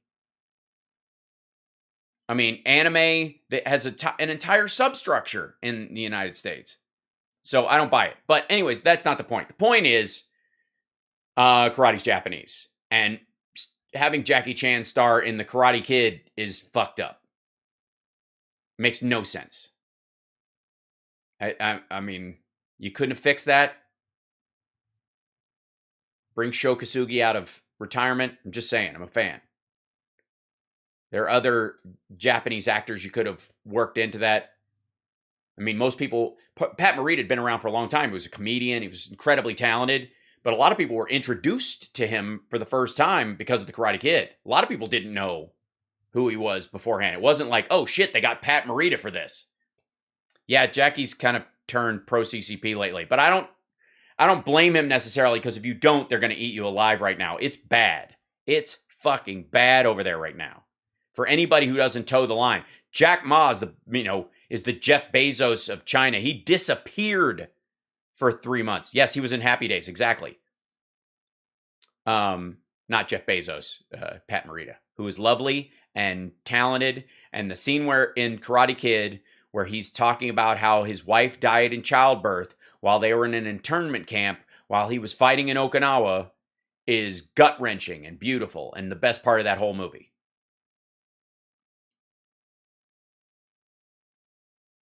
Kung Fu Show was stolen from Bruce Lee. Not an actual fact. That's a myth. That got around a lot. That's not the case.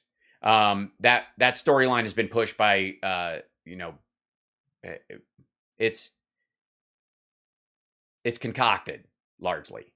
The guy who created the show idea initially was his wife was taking martial arts. She was studying Kung Fu and she was studying Tai Chi, and he was watching his own wife, who he viewed as, who was physically weaker than him, throwing these dudes around.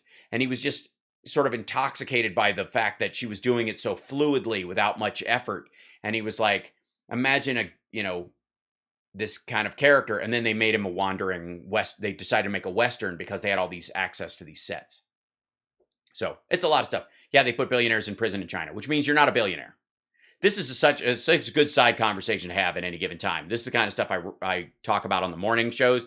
So if you want to join me Monday, Wednesday, Friday, 9 a.m. Pacific time, glad to have you. There won't be one this Friday, though, because the kid and I are going on an adventure. But there you go. Let's finish this nonsense. Laugh in our face. They think we're a failing nation. And I ended all of that. And no, they don't. And no, he didn't. But one of the first things they did when Mitch McConnell said, we have to get back to business, Mitch McConnell should have challenged that election, because even back then we had plenty of material to challenge that election. He should have challenged the election. Schumer would have challenged the election. But Mitch McConnell didn't have the courage to challenge the election. So what you're saying is Democrats are stronger and bolder and better leaders and take control and know how to win. So you want the losers in charge of the country. I see. Because there's real threats out there. He's only a leader because he raises a lot of money and he gives it to senators. That's the only thing he's got. Yes, he's the reason they have 50-50 in the Senate right now and not 42-58. And he's still got his job. I hate him, but he knows what he's doing. Yeah, McConnell is the genuine political threat that exists currently right now. The only form of leadership. He should have challenged the election.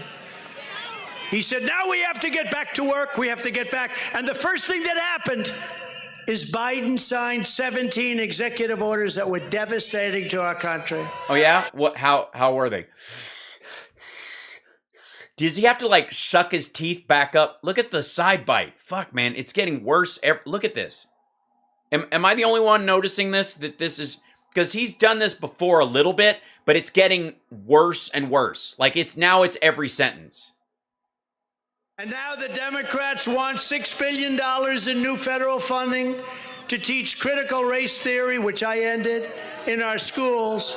At the same time that Biden then you didn't end it, apparently, because it's still around or something. Unleashing the FBI on parents who stand up and object at school board meetings.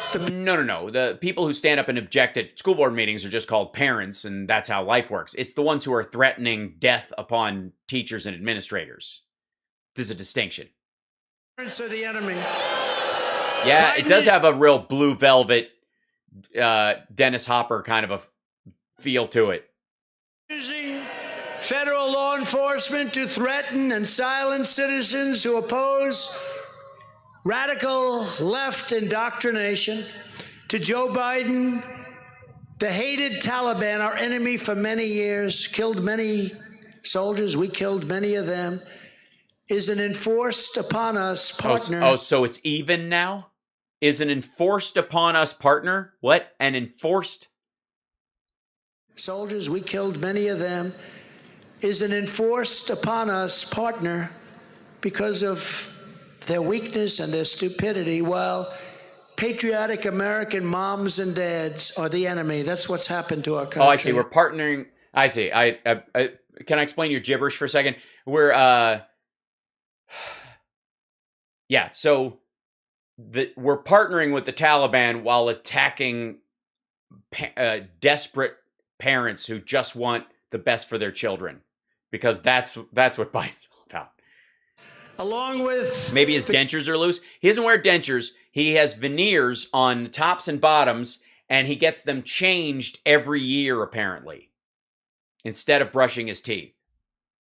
Constant use of city, state, and federal prosecutors. This chilling left-wing tyranny is the kind of thing you see in Russia and China and third world dictatorships. It's un-American. Oh, I didn't realize. That's nice. In Russia, China, and third world dictatorships, they set up a task force to look into only the people who are pushing back who give death threats, and even then give those people due process and follow the rule of law in any kind of legal action that they take, and any punishment doled out is within the normal guidelines set forth in law. Gee, you make dictatorships sound so nice. Stop. We're not going to have a country left. We're not going to have a country left. The only thing the radical Don't worry, you'll have plenty of... The state fairs will still be untouched. You and Ted Nugent will be fine. Are good at is hoaxes, witch hunts, and abuses of power. They're also good at winning and strength and unity and togetherness, whatever. Russia was a totally made up and paid for by the Democrats and crooked Hillary scheme. For 5 straight it's a lot of things to tack together to turn into a scheme. Years, it has been a con job, one after another. One con job after another. Well, that's how I would define your presidency, sure. A nonstop parade of fake whistleblowers, phony investigations, twisted conspiracy theories, and very, very perverted lies. Oh, so you're talking about like after the election and what you did. First it was Russia. I said, I don't know anything about Russia. People would come up to me, sir, do you know anything about Russia? Fuck the sir, do you know about? And this is the 3. They ask him 3 times. It's like the do you know anything about Russia thing is like, denying Christ. People that worked for me early on, I said, no, I don't. Didn't even think about it. A month later, somebody comes up, sir, so great to meet you, sir. Do you know anything about Russia? No, I don't. Yeah, that's what you would say as president. Do you know anything about Russia? Yeah, it's an enormous country, a lot of landmass. Its economy smaller than Italy or California by a lot. I mean, they got a lot of nukes. Our biggest problem is probably their loose nukes because they border on some terrorist countries, and those people are always trying to seize them, not just to attack us, but also to attack within Russia. And of course, anybody downwind from a nuclear blast is going to see some damage. So Europe obviously has concerns there, and we've been containing them through NATO. I know that they have a oil pipeline, which there's some debate about. I think you could strategically say not letting them have it would tighten their the amount of oil money going to them, but they still can ship it. This way seems slightly more environmentally conscious, but also would be easier for us to end in a strategic way rather than blowing up a bunch of ships with people on them. We could just sever a pipeline and they're fucked. So there's reasoning for going ahead with it. Of course, they've been monkeying around in Ukraine for years. I know that because Rudy's been over there a bunch of times. I don't know anything about Russia. By the way, if this asshole says he doesn't know something about it, that it's a denial because he absolutely is up to his fucking ass in this. I wonder why he asks. Another one would come a couple of months later. Sir, Maybe in the months in between, you go, why are people asking me about Russia? Have someone explain your life to you, asshole. Maybe it's not even about Trump Tower, which you were still trying to make the deal of in 2016. Maybe it's about all the time you bragged about barging in on 15-year-old girls while they were changing in Russia. Maybe just that story. Maybe just your face goes beet red and you're like, oh shit, I hope this isn't about the whole barging in on teenage girls. Somebody get Matt Gaetz, throw him in front of a camera to take the heat off me. do you ever think about Russia? Now I'm starting to say, what the hell's going on with Russia? Yeah, it took you 3 months. Are you fucking dense? And then it started. And they said they were going to impeach me before I even got sworn in. They said, we're going to impeach Trump. It was in the Washington Post 3 days before I got sworn in. They said, we're going to impeach And they did. Trump. And I mean it. I had to run a country and I had to survive. Those were my two jobs. And the surviving was tougher than running the country. Well, yeah, you didn't actually run the country. You just kind of, you got judges elected from the Heritage Foundation's list.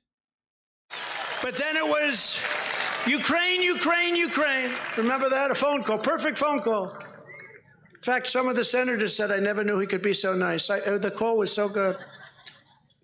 No one said that. I got impeached. But we had impeachment hoax number 1, impeachment hoax number 2, the witch hunt against Justice Kavanaugh, Supreme Court Justice. It was a witch hunt. Although I think at this point you wish it had taken because he didn't vote with you the way you wanted. And then it became, and that's what we're doing now. Every story you see, they'll quote all these numbers and all this stuff, and there's many more. This was just a small sampling of the things that they found. And every story, these fake people, crooked people write, they say, there is no evidence of election fraud. You ever see that? You read the papers, you're reading about this, then they say, well, there is no... By the way, remember the part earlier when he was saying that, the stuff that gets the biggest cheers, the stuff that gets the most attention is talking about 2020 election fraud? Now you know why he always goes back to it when they start to flag, when they start to get bored. When the audience, this is his, how about those Hawkeyes, or whatever how about the insert local team here that he does in any state? That's the equivalent. All he knows he has to do is periodically through the thing gripe about, what they obviously know and the evidence they obviously have, show none of it, just have a bunch of yups all nodding. And he'll get a... There is no election fraud. While these claims are totally unsubstantiated, they are. Yes, they are. They are totally unsubstantiated, fucko. But keep looking, because I like the fact that you keep giving Biden more votes. Massive evidence, or... No, you don't. None of this is massive evidence. By the way, tomorrow's show... I've been looking at some Lindell stuff that's kind of been stacking while we were doing this and while I was traveling. And this, he's been like, there's a certain point where you're like shaking a pom-pom and it gets attention. And you're like, yeah, yay, go team, yay, go. And then you eventually you won't stop shaking it. And you just keep shaking the same pom-pom over and over again till the pieces start to fall off. And eventually, you're just holding kind of this flaccid piece of plastic with one tassel on it. And you're like, go team, we're winning. The game has been over for 7 days. They're doing it out of state. They're playing in Philly this weekend. I don't care. He's just shaking the same pom-pom and he's down to one tassel, and he's yet convinced that everyone is buying it, and it's horrifying. It's a big lie. Remember that? The big lie. That's what they say. While it's a big lie, and on MSDNC, which is also dying in the ratings, but between the two of them, that's why I really thought that MSDNC and CNN would sometime prior to the election endorse me. We want Donald Trump because their ratings have gone down the tubes. But they called it the big lie. But the big lie turned out to be the corrupt election itself. This is the Mike Lindell portion of the speech. The big lie is the big lie, which Lindell actually says it tighter and makes it's ridiculous, but at least it's a coherent slogan. Do you ever notice where you always read in there, while there is no evidence to prove this, there's so much evidence, it's pouring out of our ears. Oh, I see. Well, tell you what, take your ears to a court of law and then just lean over the judge's desk or fuck off. Never had so much evidence. And let them look at it, let them go over it, or let them prove it's wrong. But the people of this country, whether it's Arizona or Georgia or Wisconsin or Philadelphia, Pennsylvania. Yeah, just the one city, the one with all the black people in it. If you look at all of Michigan and others, the people get it more so than the politicians. With that being said, we have some great, great Republican politicians, and they proved that on Thursday when they totally decimated the people that were making the Arizona presentation in Congress. Andy Biggs, Jim Jordan, Congressman Clyde. Yeah, they didn't actually. Totally devastated. It's funny, they were going point after point, all bullshit. These other people, all giving all bullshit. And within about 10 minutes, it was proven that the whole thing was a fraud. But the press didn't want to report it. The left's new obsession is the unselected. What was a fraud? The Cyber Ninjas audit? Yeah, we know it was a fraud. It was a joke. What? Seriously, what did that actually mean? What was a fraud? The Republican representatives from that county who came and spoke under oath? They have an unselect committee. I call it it's called the select committee for those of you that aren't I see. that aware. Hold on. Shit. Now we got, let's see. All right. Let's go.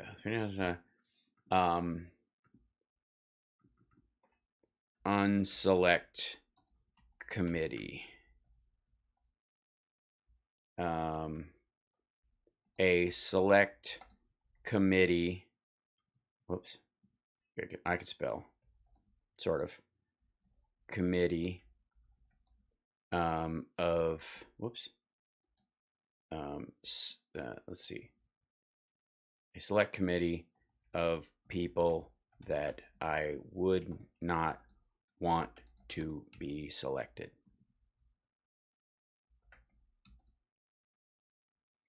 I'll make it Trump. Specifically, the Trump would not want to be selected. There you go. Okay, so unselect committee. Yeah. To the select committee. You know who's on the committee? Swalwell, who likes the Chinese spy. Why aren't they investigating Swalwell? What a sleazebag. Why aren't they investigating him? Because they came to him and said, this woman is a spy, and he cut off all ties with her. She hadn't raised any money for him. She was trying to be a bundler. They distanced themselves, and then she went back to China and has not been seen since, insofar as I know. I say being with. What is being with? I'll give you a definition afterwards. Yeah, go for it. Is it like whipping out your tiny toadstool in front of Stormy Daniels kind of being with? For being with a Chinese spy. Why does he have to be with a Chinese spy? I don't know. Maybe she was just attractive and intoxicating. Maybe she said all the right things. He's on the big committees, but we have all these people. And then, of course, we have the warmonger, Liz Cheney. Warmonger. Yeah, I think she was for getting out of Afghanistan. Oh, she's a real beauty. She's going to lose big in Wyoming. Think she's down to... No, somebody's asking in the chat, will Ivanka run? No. 9% approval. Terrible. Terrible. But as I've said before, the truth is a force of nature. It's going to come out. It's all coming out. Hang in there. Everything... hang in there. Keep sending money. left touches throughout history, it leads to misery and destruction and failure. But with all of you in Iowa and conservative patriots all across the country, we will end their reign of radicalism and we will take back America. We're going to take back America. Yeah, back to 1946. What, 1932?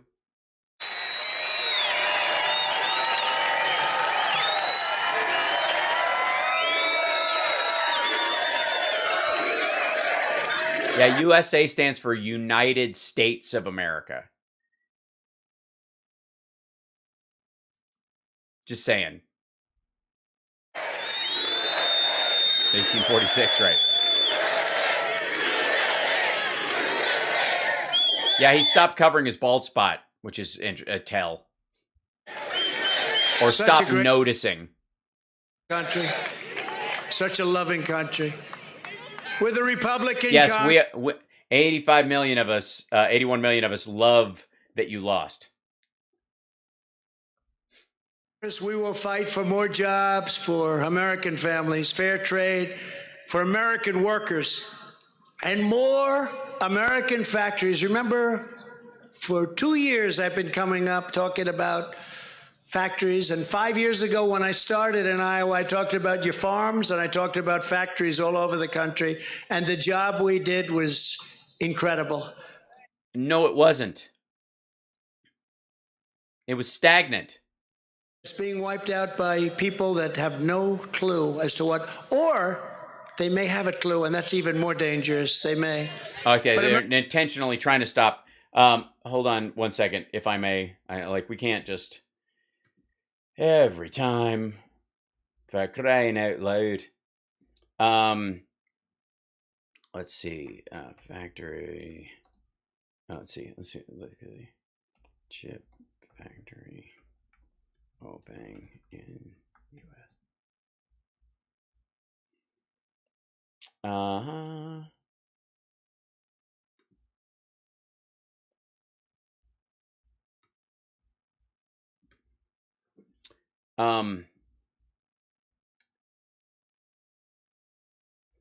Taiwan Semiconductor Manufacturing Company is opening a plant in Arizona where it is planning to spend $12 billion, its chief executive said on Tuesday. Now, I'm sure this Tuesday was during it was in 2021.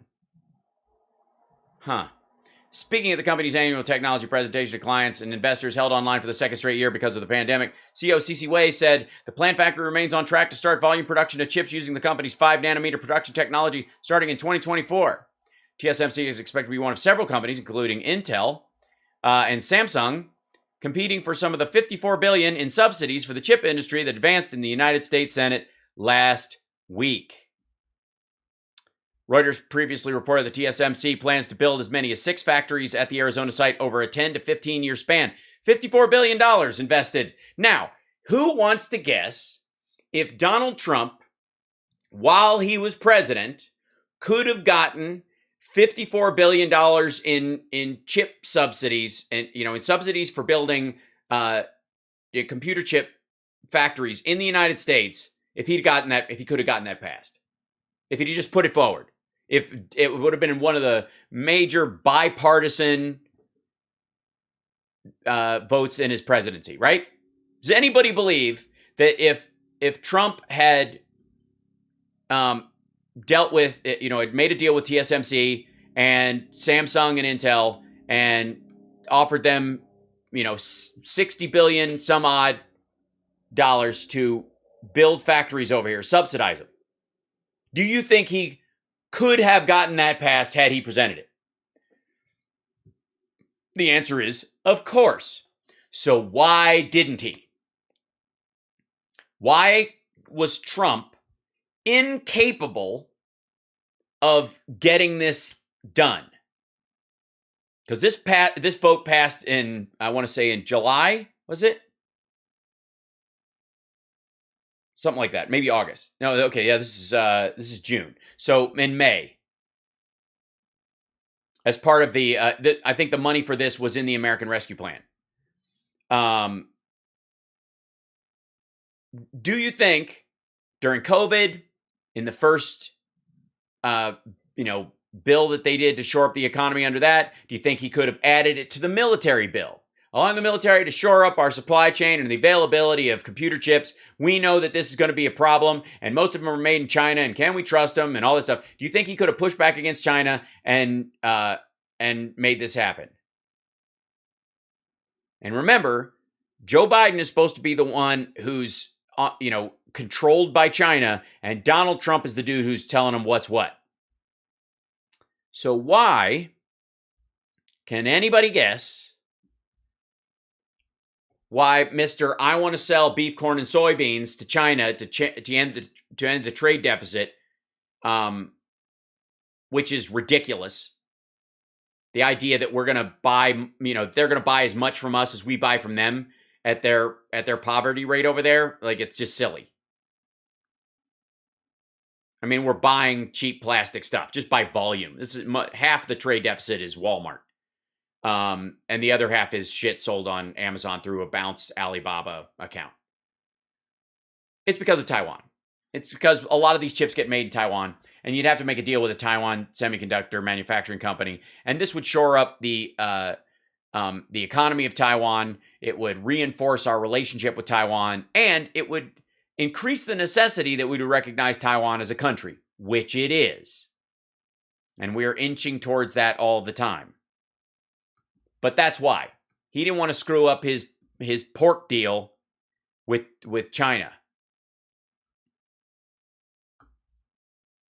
So, honest to God, there are so many of these things that Biden is doing that Trump allegedly said he wanted to do, including getting out of Afghanistan. He absolutely could have done. Why didn't he do it?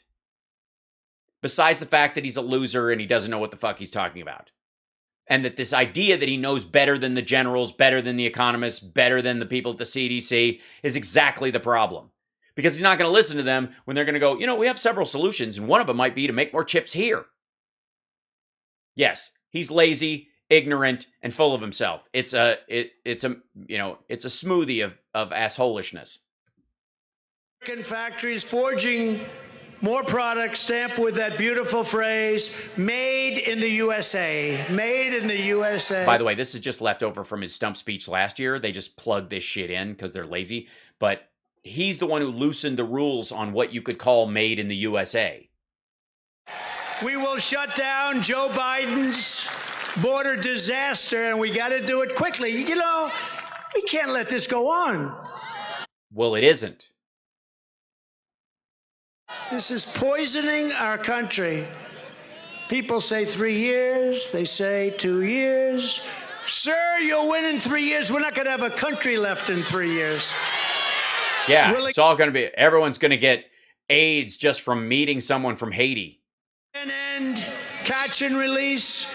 We will stand strong and demanding that we start up Remain in Mexico. They couldn't come into our country until we had them fully checked out. Most didn't make it. We will quickly complete, and most didn't come up. Dude, most of them didn't come up. Because they knew they weren't going to make it. So we didn't have a problem where millions of people are pouring up through South America. We will quickly... Yeah, we still don't have that problem. ...complete the border wall, and we will end illegal immigration once and for all. We will have to... No country with borders is going to end illegal immigration once and for all. It is a constant management issue. And anybody who tells you that they could end it without, I guess, the creating of genetic specific pathogens to murder the rest of the world is lying beyond their own lunacy. Started all over again. Would have been so much better if we had an honest election, but we'll be able to do it again. Yes, it was a totally rigged election, and nobody's doing anything to fix it, and they're not listening to our evidence. But please go out and vote next time. Hold China accountable for unleashing the virus and charge them trillions of dollars for the unbelievable suffering they have caused to our country and all around the world. We will rein in the big tech monopolies, crooked as can be. We will reject left wing or reject them. If you've got a Jeff, why not do another Jeff again? cancel culture, and we will restore the right to free speech in America, which we don't have anymore. We don't have it anymore. Says a man in a field in front of a bunch of assholes into a microphone while people film it. There is no free speech. We don't have As he points at the cameras that are filming him. speech anymore. You know, it used to be Yeah, we do. automatic free speech. We don't have free speech. We have the opposite of free speech. What is it? What's that? What's the opposite of free speech? You have to pay for speech now? I'm sorry, we're charging you by the word. Can you imagine how quiet the world would be magically? I mean, honest to God, that doesn't sound like communism. That sounds like run amok, laissez-faire capitalism. Like we're now, you know, you can only speak if you pay for it. And this is the beginning of communism when you hear that. Is it? I thought it was just like, I'm sorry, I'm selling space in my ears. It's my own personal property. So if I have to listen to your bullshit, you have to pay me by the word. This is the beginning of communism. We will Is it? protect innocent life. We will defend our Constitution. We will defend the Second By the way, Amendment. innocent life is a fetus. The minute a baby is born, it is born with original sin, and fuck it. It just gets what it's coming to it. I mean, it's just that's the price of living. And we will proudly uphold the Judeo-Christian values and Yeah, I'm sorry, the what? And we will proudly uphold the Judeo-Christian values. Oh, I see. Most people don't know this, but Trump's preacher when he was growing up was Elmer Fudd. Second Amendment, and we will proudly uphold the Judeo-Christian values and Of principles. hunting wabbits. Shit. And we will proudly uphold the Judeo-Christian values and principles Shit. of our nation's founding. The Judeo-Quicken. Did he say Constitution? Principles of our nation's founding. Hold on, I missed that part. Amendment, and we will proudly uphold the Judeo-Christian values and principles of our nation's founding. The founders were largely deists, and about half of them were Masons, and they believed in religious pluralism. That, you know, again, to quote Albert Pike, everyone is welcome to their own unique mistake. There are many paths to heaven. We will care for our great veterans. I love our veterans. I love our veterans. Well, then why didn't you go to the dignified transfers? Oh, because they're dead and they don't matter anymore to you. I see. And why do you shit on Gold Star families? Oh, because they're not technically veterans. Their kids would have been if they'd had survived while you were present. You know, we had the highest approval rating of any president for taking care of our veterans, 92%. No, that was a VA-related one, and that was related to changes made during the Obama administration. 92%. We will continue to strengthen our military and give our police officers, Border Patrol, ICE, and law enforcement our Laser weapons. 100% support. We Well, unless they're on the Capitol steps, in which case, freedom. love you. You know we love you. The whole country loves you. We will ban critical race theory in our classrooms. We will ban that horrible, crazy, critical race theory in our military. We will ban it from our workplaces. We will ban it from our federal, Another word for ban is cancel, by the way, just in case. Yeah. and local governments. It will be banned, permanently banned, and will never be allowed to come back again. Yes, we will ban thought forms and theories that we don't like. Yeah. We will restore patriotic education to our schools, and This is the most Chinese part of the whole speech. will teach our children Chinese government, not the people. There's a distinction. to love their country, honor our history, and to always respect our great American flag. Yeah, that's, you know, kind of like what Kim Jong-un does.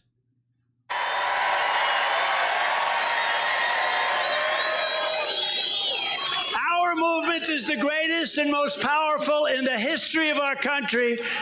Well, we did have a Revolutionary War, and we did have a union that fought the South and ended slavery. Just saying. And the greatest generation, you know, gathered together Americans of all stripes and fought back against the Nazis. But please tell me how a bunch of dickheads in a field who are more than likely going to either die or have their brain capacity diminished by an easily preventable disease are the greatest thing ever. Go ahead. It's based on one thought: make America great again. Again. Yet we're up against some of the dash / comma again. Sinister forces and entrenched interests that anyone has ever seen in our country. We've never encountered anything like this. Yeah, the Red Scare, communism. No? You never seen anything like this? No matter how big or powerful I love how this asshole thinks he's living in Stranger Things. they may appear, you must never forget that this nation does not belong to them. This nation belongs to you. Belongs to you.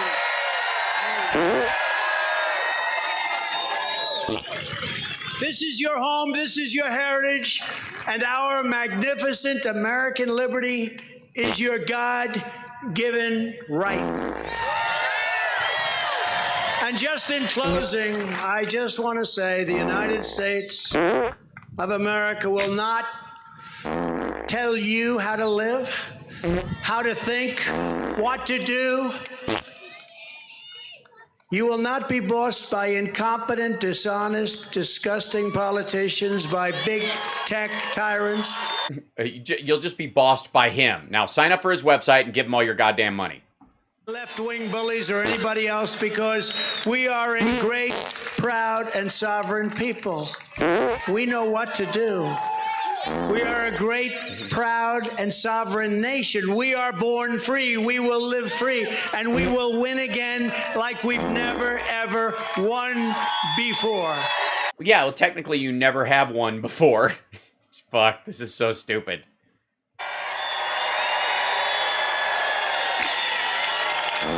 The great state of Iowa, and it is indeed a great state, was founded by strong and righteous frontiersmen and magnificent pioneer women who defied the dangers in order to carve out a life and a home for their families.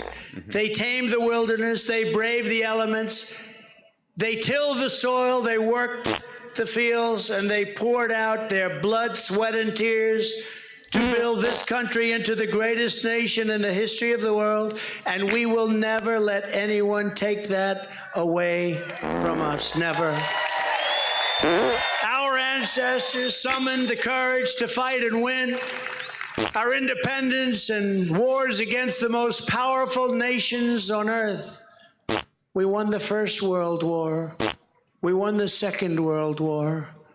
Afghanistan, we couldn't even take our troops out properly. Think of it. They stormed the beaches to crush fascism. They found the strength to topple communism. And that's what's happening with our country today. Communism is happening with our country today. We're not going to let it happen. We will not be afraid of woke agitators who despise our country, hate our people, and ultimately... Sorry, guys. I had this... I turned off the translator, and this was playing it in the original language. Sorry. Us to lose. They want us to lose. There is no mountain we cannot climb. There is no summit we cannot reach. There is no challenge we cannot meet. There is no victory we cannot have as long as we remember that we are proud and mighty Americans. We have great people. We have great people, and JJ and Janet, thank you, JJ and Janet, friends of mine are here today. We will not bend, we will not break, we will not yield, we will never give in, we will never give up, we will never ever back down, and we will never ever surrender. We will never surrender like they just did in Afghanistan. Like they just did in Afghanistan. Afghanistan? My fellow Americans Hold on, wait. No. My fellow Americans, bullshit. They just did in Afghanistan. In Afghanistan. I'm not familiar with the country, but it sounds lovely this time of year. My fellow Americans are moving American. Oh, shit. Hispanic American. Oh, back up. Quit. 842. Border disaster, and we got to do it quickly. You know, the movement. There's nothing they can say. There's never been a movement like this. I remember in American. Hispanic in Afghanistan. My fellow Americans, our movement is far from over. In fact, our fight has only just begun. And remember this. Look at the crowd tonight. In theory, there's not even an election, and yet you broke records. We have bigger crowds now everywhere, not just in Iowa, everywhere. We have bigger crowds. Well, you're doing fewer of them, and it's the same people, so they have fewer of them to go to, and they're farther between, so people can drive to get to the other thing. And none of these people are working. They're all enjoying their stimmies. Everywhere. There's more spirit now than there was before the election. Nobody ever thought a thing like that could happen. Thank you. Thank you. Thank you very much. Greatest movement in the history of our country. And it's never even challenged when I say that. The fake news never said. Well, that's because it's so ridiculous. It doesn't need it. Well, it's not really true. There was a movement. There's nothing they can say. There's never been a movement like this. I remember one politician many years ago. Sir! In second in a certain state, and he became famous for many, many years because he came in second. We won 34 states. We did a job that nobody's ever done. There's never been anything like it. And you are the people that built this country. We're not going to take that away. You are the people that built. Well, no, these are Iowans. They're the people who, in the Great March West, went, fuck it, you go ahead. Country. We are one movement, one people, one family, and one glorious nation under God. And together, we will make America powerful again. We will make America wealthy again. We will make America strong again. We will make America proud again. We will make America safe again. And we will make America great again. God bless you. Thank you, Iowa. Thank you very much. I'll see you soon. Thank you. So good. Just like, I mean, what more could you want? Sorry. That's how we usually end it. It's just his little run of speeches, whatever. It's just, it was a barn burner. In which case, like, if you were a farmer, this is the equivalent in your life of someone coming and burning your barn. Yeah, he's selling the DC hotel. Well, they're shopping it around. And they will sell it, and they'll sell it at a loss. All right, I'm almost out of time. But I wanted to do another piece before we go, if that's okay. And then I'll sign off. I'll try to be done with this in less than 15 minutes, if that's okay with everybody.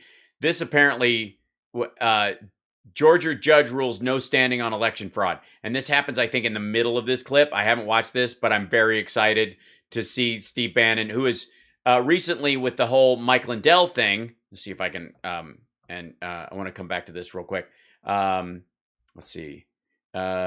Lindell, Bannon, I think it was on Raw Story. I want to see that. I saw the clip somebody had posted. It might have been Aaron Rupar that put it up. But let's see. Mike Lindell trying to do his thing. That's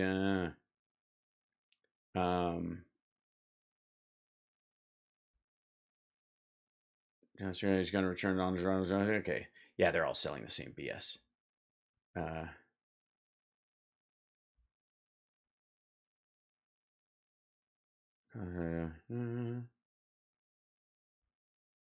Okay, I'll have to find it. Hold on.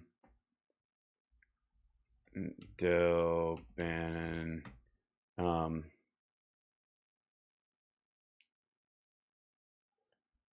It's the most recent. I go with videos. Give me 1 second.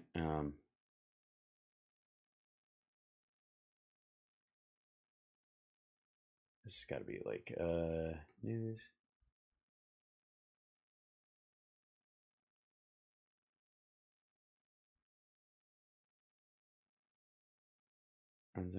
I'll have to find it later. Yeah, okay. Well, I'll find it later on. But there was a point where Lindell just about certification, where he says people who want to audit elections have to be certified, and he fucks up the name of the certification, and then Bannon asks him if Cyber Ninjas was certified, and he said, I think he goes, yeah, they are, and he goes, I don't think they are, and he goes, well, I don't know. Like that's the whole thing. But this is I don't know why this woman is appearing from Windows 98. Apparently she's trapped in it. It's like Lawnmower Man or something like that. You've been working with the president. You're all over this 3 November movement. What happened today in Fulton County? Bowel movement, just for the record. It's a bowel movement. Yeah. It's kind of a bombshell. The case got thrown out? Yes, today, unfortunately, Judge O'Maro, who had really been our hope that he was going to be the one judge in America who was going to let us actually, as citizens, see what happened in Fulton County, Georgia last November. And get everyone's address and social security number so we can go door to door and threaten black people to not vote next time. He had allowed the case to go forward all through the spring. In May, he had ruled, he'd given access to Garland Favorito and Susie Boyles and the plaintiffs. It seems as though he gave you a chance to show him evidence. You fucked up and couldn't find any, and now he's told you to go pound sand. Since he filed the case, he'd given them access to the ballot images where they discovered all kinds of duplicate ballots, 3,700 duplicate ballots, more than 15,000 ballots missing. But today those would be ones that were thrown out by Republicans so that they couldn't vote. And those would be 15,000 more Biden votes, just for the record. Just saying. Ruled that the defendant's motion to dismiss, which they filed after they participated in the case for 6 months. So he granted their motion to dismiss, and they're now looking at appeal. But as we all know, you can't appeal to a dismissal. You got to refile the case. That's not how it works. You don't appeal the dismissal, really.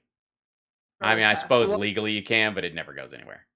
Whoa. Before you get to the appeals, everything like this. Whoa. Say what you said again in a longer and a shorter form so I can cut it into pieces for social media. Whoa. This is Steve Bannon's entire broadcasting technique. Ruled. That and also having head lice. Favor people. He dismissed it on what grounds?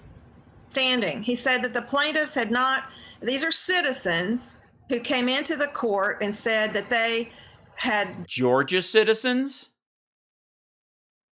Or Fulton County citizens? Their rights as citizens under the Georgia Constitution's guarantees of equal protection and due process had been violated by Fulton County because they're Fulton County residents, and that the way that the Fulton County Election Board and the county had conducted the election was not in accordance with state law, and it wasn't the way it was conducted in other parts of Georgia, and therefore they were injured, and they were asking for a declaratory ruling that their rights had been violated, and because they had too many options to turn their votes in, and it made them angry because too many of the other people in Fulton County, which are largely black, had too many opportunities to turn their vote in. They were used to, their district, their part of the county having more machines and easier access. And then the other side of town was supposed to have shitty machines and long lines and all that stuff. And now it's equal and everybody can just use a drop box or go into the clerk's office or vote early. And it fucked up their whole plan. Injunction to keep it from happening again. And of course, the Secretary of State, Brad Raffensperger, has done everything he can to throw sand in the gears. He's filed motion. Well, in all fairness, I think this is an engine that runs on sand, so... He's argued to the court, well, don't let them have access to the original ballots. Well, you don't need... I understand how you feel like it must be frustrating. You're having a hard time convincing a Georgia judge that this is meaningful, while at the same time boring the fuck out of Steve Bannon, who has brought you on the show to drop bombshells. I mean, the dude's like, let her talk for a second. You're on camera, asshole. Be able to, you don't need to do this court case because I'm investigating it. And then they came in and told the court, which was not true, in September, that the Georgia Bureau of Investigation was conducting an investigation. That's not true. But then yesterday, Brad Raffensperger came in and filed something saying... That's not Brad Raffensperger, I'm just saying. Saying that, yes, indeed, that there were... Are they just putting a picture up? They like that picture better than her actual video of herself live from Windows 98? To conduct ballot tabulations after they ran off the observers. Okay, I got all that. I got all that, Cleta, and people have heard that, and they're outraged. But how do you get? No, we're not surprised at all. I don't think. Yeah. By the way, why do you? I think people are outraged that you have MSNBC on behind you. Apparently, you think it's a credible news source or something. Situation. You're 7 or 8, 9 months into this court thing, and the guy says today you don't have standing. Just tell me legally, how does that work? Because I think that's where the audience is sitting there going, hang on. Because in the evidence that they were looking for, or their argument shifted over time because their initial filing was based on sort of like a broader scheme to defraud. They found no evidence of that. So now they're trying to stop people from, say, curing ballots or something, which is a service available to everyone. So they have no standing because they weren't excluded from that process. Their signatures were read just fine and they went through, or they voted in person. They find out so many months into this when Fulton County has hired criminal defense lawyers. We got a minute. We're going to hold you over. But how does that work? The judge seems to me have been very fair and even-handed. When he comes out and says no standing, how are basic common citizens to interpret that? Well, I think that they're to interpret it that the judge was worried he was going to get reversed on appeal, and they just kept coming in and filing all these procedural. But hang on. What do you mean reversal on the appeal? What does that even mean? Why did he say today that you didn't have? Why did they say today they didn't have standing? He just said that they had not identified any particularized injury. That what they had claimed was a general injury was not something that was particular. Yeah, we didn't like how it turned out. Yeah, you don't have standing to just bitch about an election legally. These plaintiffs. And Steve, your question is... Yeah, but hang on. Question. It seems to me that the county and those Democrats had waived their rights to dismissal because they had participated in the case, and then... No.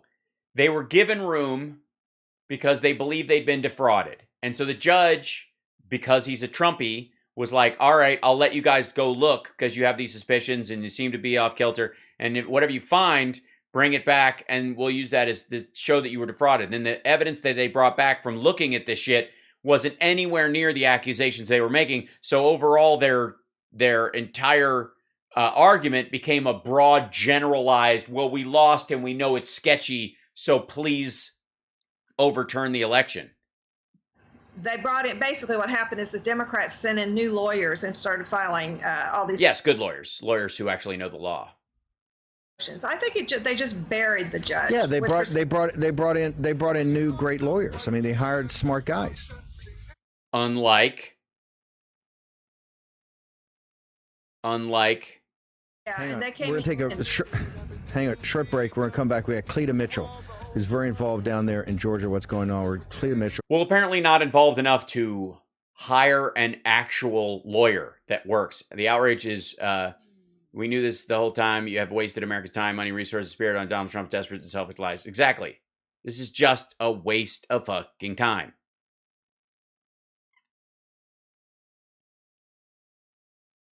Ben is still making money out of this. You know he is. Oh, absolutely. Yeah, they're going straight to a MyPillow ad right now. or what's the Mooney Gun Company, that kind of shit. Anyways, this is happening everywhere, just for the record. Can I just show you this one thing before I go? Because this is kind of funny. Durham probe, right? Oh, the Durham probe. Stunning update in Durham probe could expose entire anti-Trump conspiracy. Could, won't, could, but won't. I'm just going to go with this real quick. I just need to see what, like, and by the way, apparently Bongino's shit is so, like, he's trying everything to boost his views and numbers, and it's not working very well. So he's adding these overlay graphics now, hoping that this will bring the eyeballs to the videos online. You understand how this is the biggest scandal of our time? What's that effect? You understand how this is the biggest scandal of our time? What is that supposed to do? Make you read it that fast? Not even a close second. Paul Sperry just knocks it out of the park, folks, in this piece. This is another fuck, man. Is this more of the Bongino barrel edition? Bongino, who is looking for teepee for his bunghole. Bongino is basically his entire industry right now is other people's ideas and other people's stories. Clips from Tucker, clips from Glenn Beck, clips from other people, and just going, look what this guy says. I agree with that. Therefore, I had this great idea. Clear investigations. It's in the newsletter today. The newsletter, it's critical. You read it. Between the Nipah virus and this, there's a ton of content in there. And also, wait a minute. Your newsletter has the Nipah virus in it? I'm not. Hold on one second. This is ridiculous. Give me 1 second.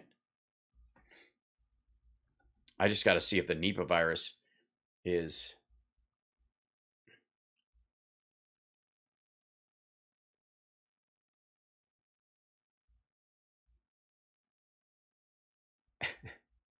Oh, I see. This is the whole. This is what he's talking about.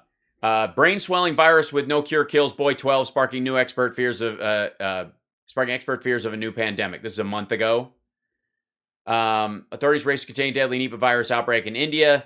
It's a zoonotic virus, one that's transmitted from animals to humans. Transmission generally occurs when humans. There you go. Kerala state race to contain an outbreak of Nipah virus. The virus, which is not related to the coronavirus behind the current vulnerability, is far more deadly. Killed a 12-year-old boy in Kerala, prompting stepped-up efforts to trace contacts. New infection. Hi, Chip. Chip has decided to come in and say hi. Hi, buddy. What are you doing? Hello. Hello, little one. Hello. Hi. Did you come down to see me? Hi. I'm almost done.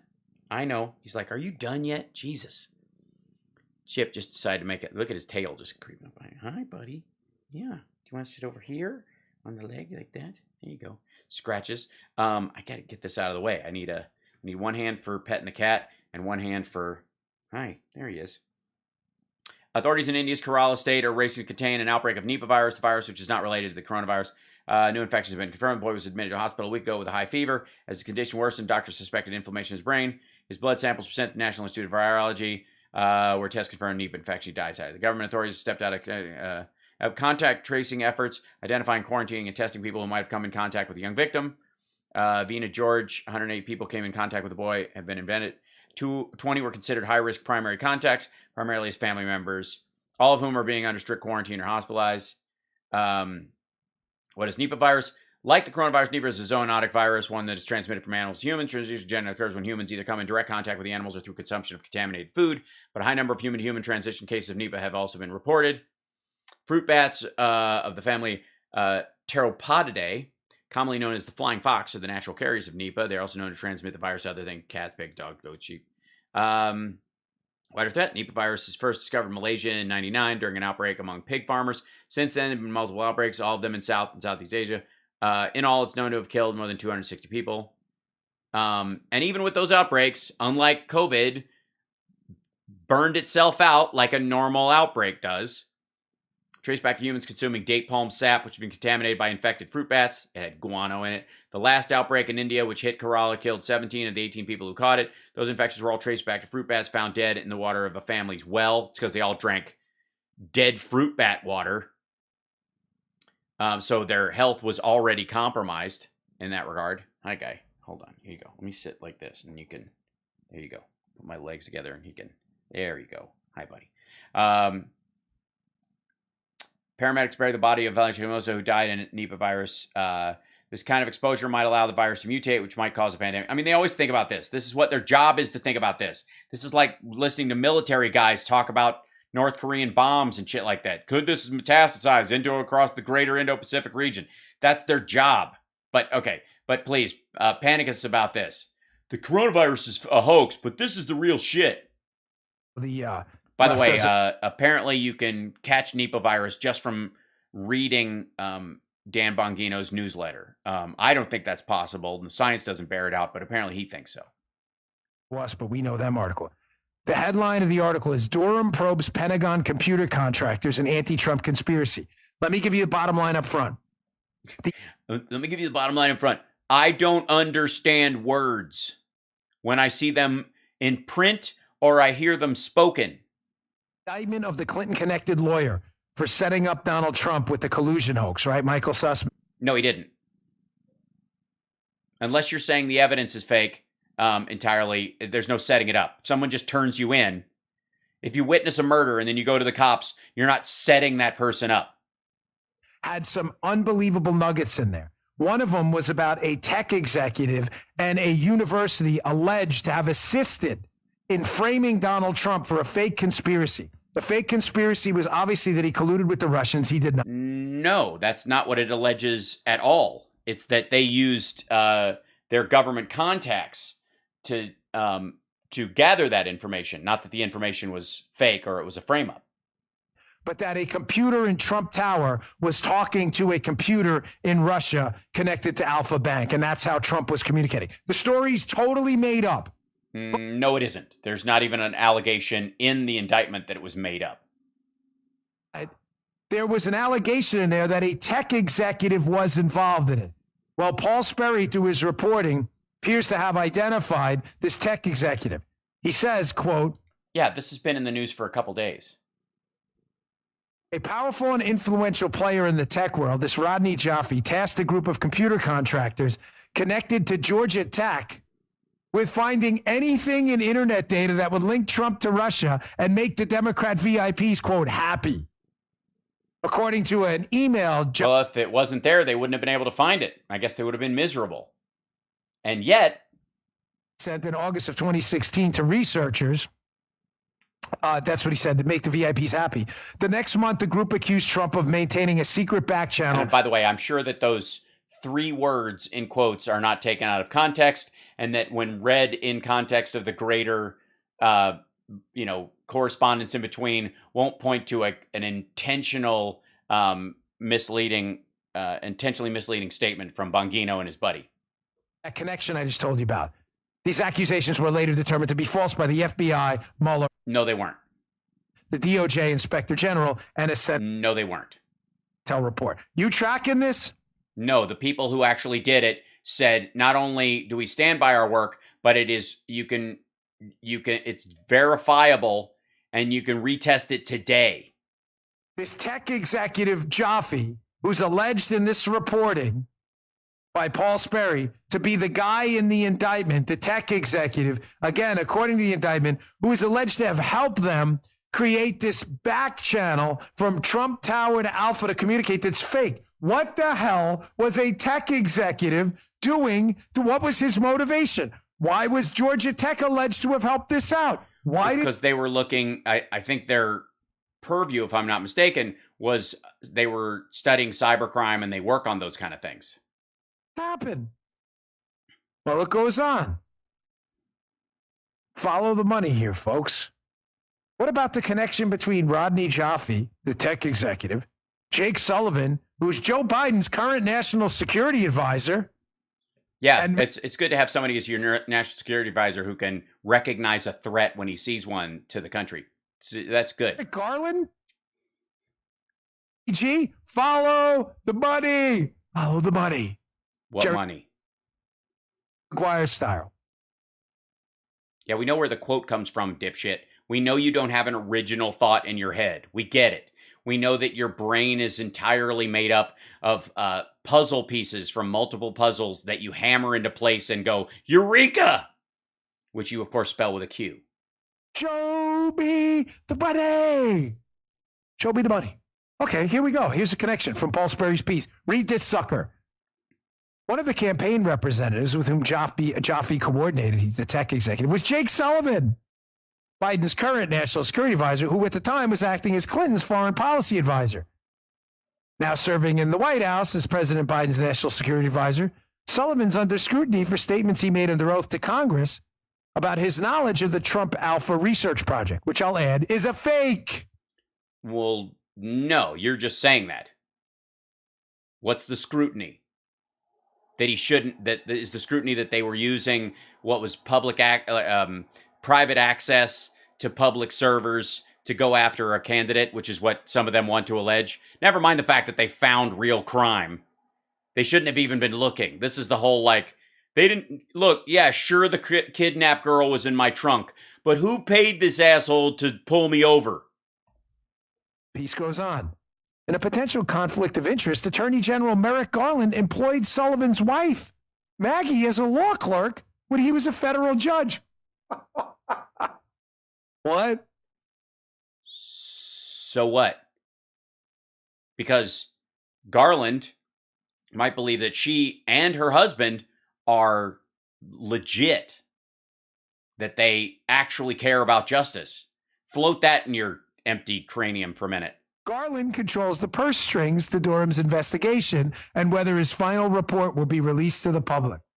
Yeah, but they're not denying him those funds. Are you alleging that Durham is not being allowed to make his findings public?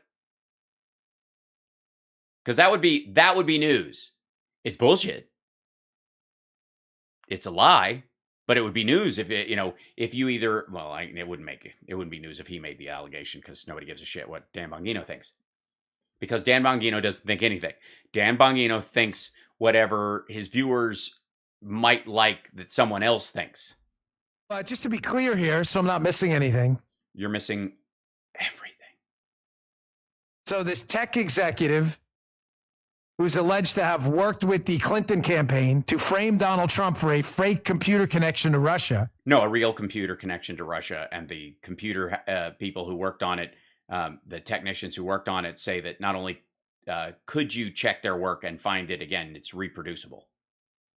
Was working with Jake Sullivan from the Hillary Clinton campaign, who's now Biden's national security advisor, and the current attorney general And as a national security advisor, he was behind the help, in organizing, say, AUKUS, for example, or renewed interest in the Quad, things that are in the interest of the United States and our allies. Stuff Trump could have done, but didn't, to favor China. Well, for funding this probe. What demo is Bongino supposed to hit? I'm going to have to go with the mix your own BCA's weightlifting stack, bro science political wing of Trumpistan. To Clinton shenanigans, that he had a relationship with Jake Sullivan's wife, an employment relationship there? An employment relationship. She clerked for him. Folks, I wrote a book on this called Follow the Money for a reason. To sell it? If the Attorney General shuts this thing down. Yeah, tell you what, do a segment when he shuts it down. If he's not allowed to release his thing, then you'll have something to talk about. Now you're just talking out of your ass. This is the same thing like the Young Turks do, where they're like, they know something's going to, there are two options in something. They know A option is going to happen. So they pretend B option is an actual option that might happen. And they go, if A option doesn't happen, they're in trouble. And then when A option happens because B wasn't really an option, they go, see, I scared him. He should be He didn't write a book.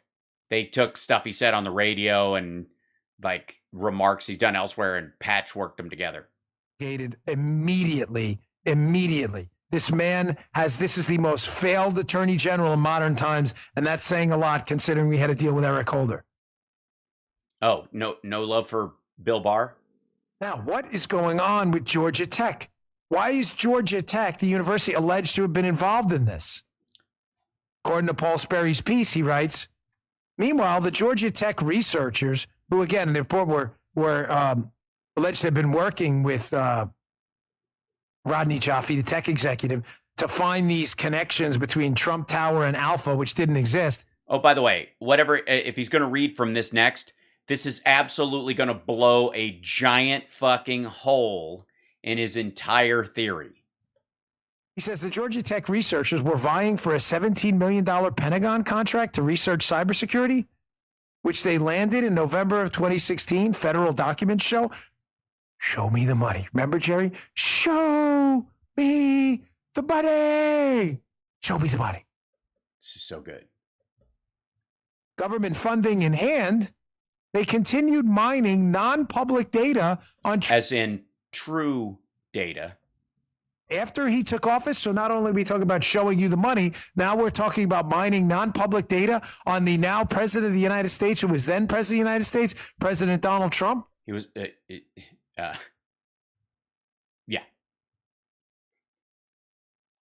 They were doing this, by the way, as Sussman, Sullivan, and other former Clinton campaign officials renewed their effort to connect Trump to Alpha Bank, despite the fact that there was no effort. I mean, there was...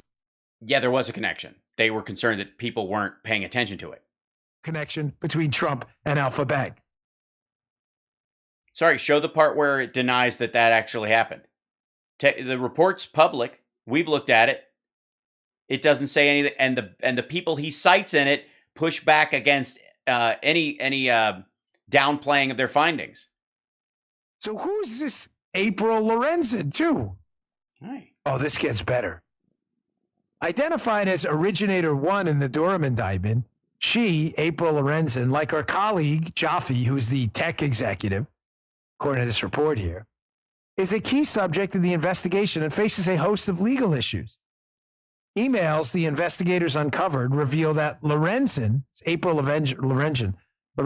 discussed faking internet traffic with the Georgia Tech researchers, although the context of her remarks are unclear.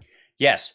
And the reason they think the context of her remarks are unclear is because she was wondering out loud, and they talk about this, the people who were involved when they talked through their lawyer said that they were concerned that Russia might fake this just to fuck with Trump to try and diminish, a candidate for president. So could we be following something that's wrong? Not them faking it, not discussing them putting fake traffic, but that the Russians could be faking traffic.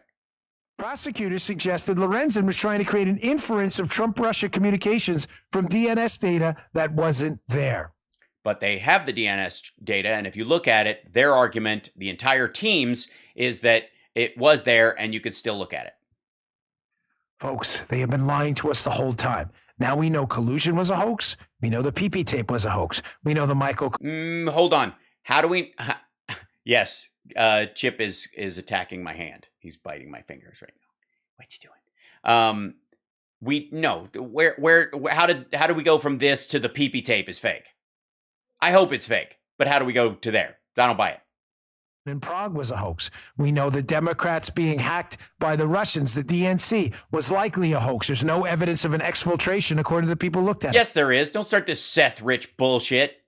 And now we know that Trump... The RNC was hacked too. A bank computer connection. Not only was it a possible hoax, but may in fact have been faked the whole time to frame the president of the United States. It's only the biggest scandal of our time. Thank you very much. Paul. You're welcome, dummy. It's not actually. It would be if your fanfic, your Twilight fanfic version of reality was true. But of course, the problem with Dan Bongino's arguments is that he needs everyone else to read and understand words as poorly as he does. For putting together this piece. Now on this so that you don't have to do any work and you can just piggyback on other people's work and just feign outrage and say, show me the money like 9 times and think that people will think you're smart because you read somebody else that you think smart's piece. Was the information, in fact, faked? In other words, the DNS... No, it was not. Hold on. Come here, you. Come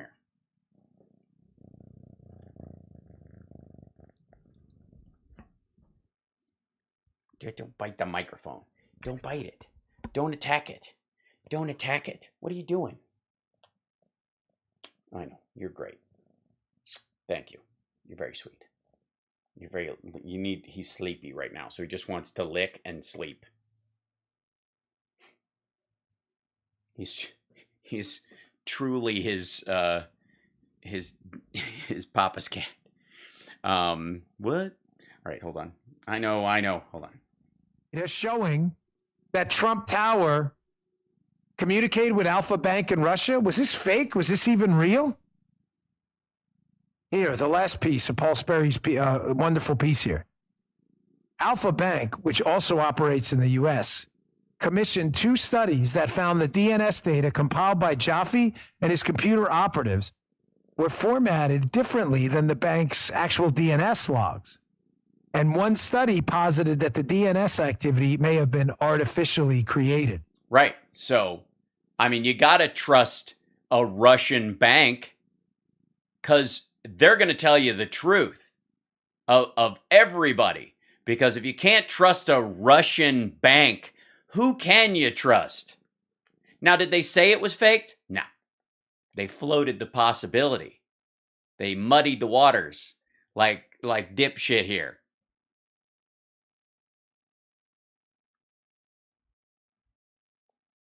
I had Sarah Carter on my Fox show. I don't know what it was, 3 or 4 weeks ago. Forgive me.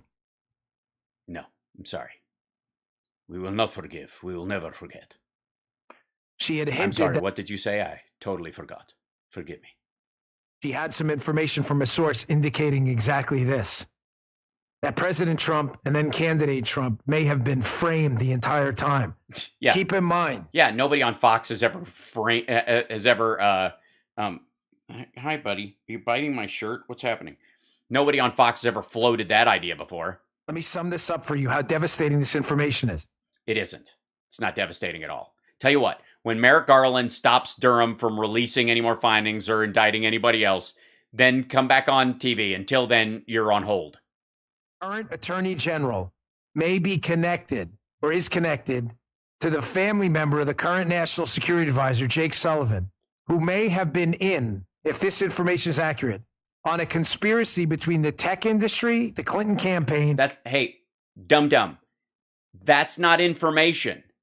That guy's take on what the Russians say they did and Durham's take on what the computer scientists did when the computer scientists say he's completely wrong is not evidence.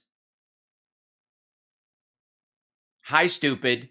This is why, instead of having someone ghostwrite a book for you, you should read a few on your own.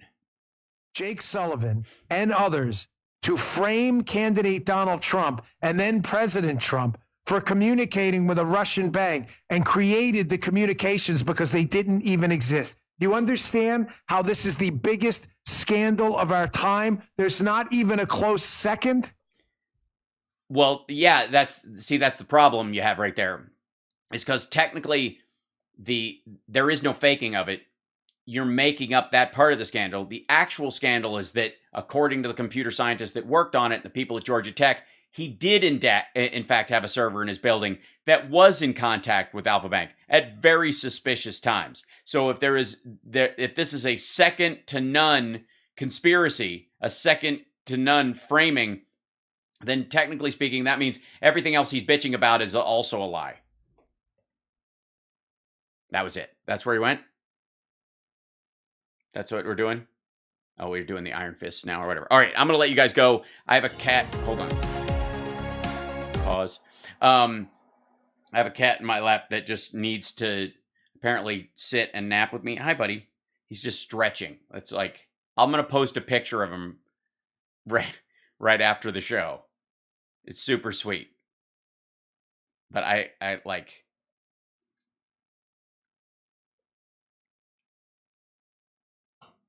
see if I can move. Let's see. take this and thing. Move my name over here. And then I'll put the mic this way. And here he's just sitting in my lap right here. He just will not go anywhere. Yeah, hi. And he's attacking my Twitch logo. Hi, cutie. You're so cute. Oh my gosh, it's adorable. It's like he knows I decided to keep him recently. And he was just waiting to... He's purring like a maniac.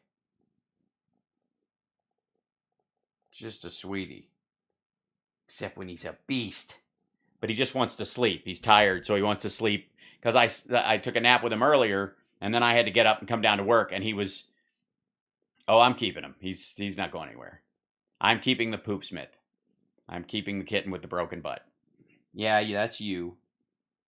His eyes are just full on shut. He's just hanging. Yeah, he chose me. It's true. Yeah, there you go, buddy. Just dig in. Hold on. All right, I'm gonna... Uh-oh. Attacking the bicep. Attacking the... Oh, he just wants to lay on it. Oh, my God. It's so cute.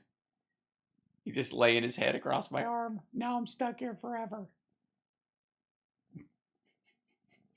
What am I supposed to do? I'm just stuck here. He's purring like a maniac. Little guy. Hi. Yeah. There you go. There you go. Yeah. I mean, seriously, folks. Just adorable. Just brutally adorable. Oh, he's stretching. Mm-hmm. Hi. Yes, I was holding Chud earlier. Don't get jealous.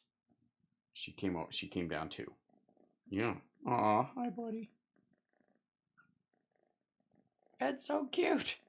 All right, I'll let you guys go. Have fun. Take care of yourself. I will see you guys tomorrow. Tomorrow's show will be at on Thursday. We'll be at the regular time. We'll be at 3 p.m., not 4. Just so as you know. Normally it's 4 o'clock on Thursdays. Tomorrow, 3 o'clock. Just a heads up. And it will be high and tight because I got to be done by 5 o'clock. So you guys are wonderful, and I will see you then. Bye-bye.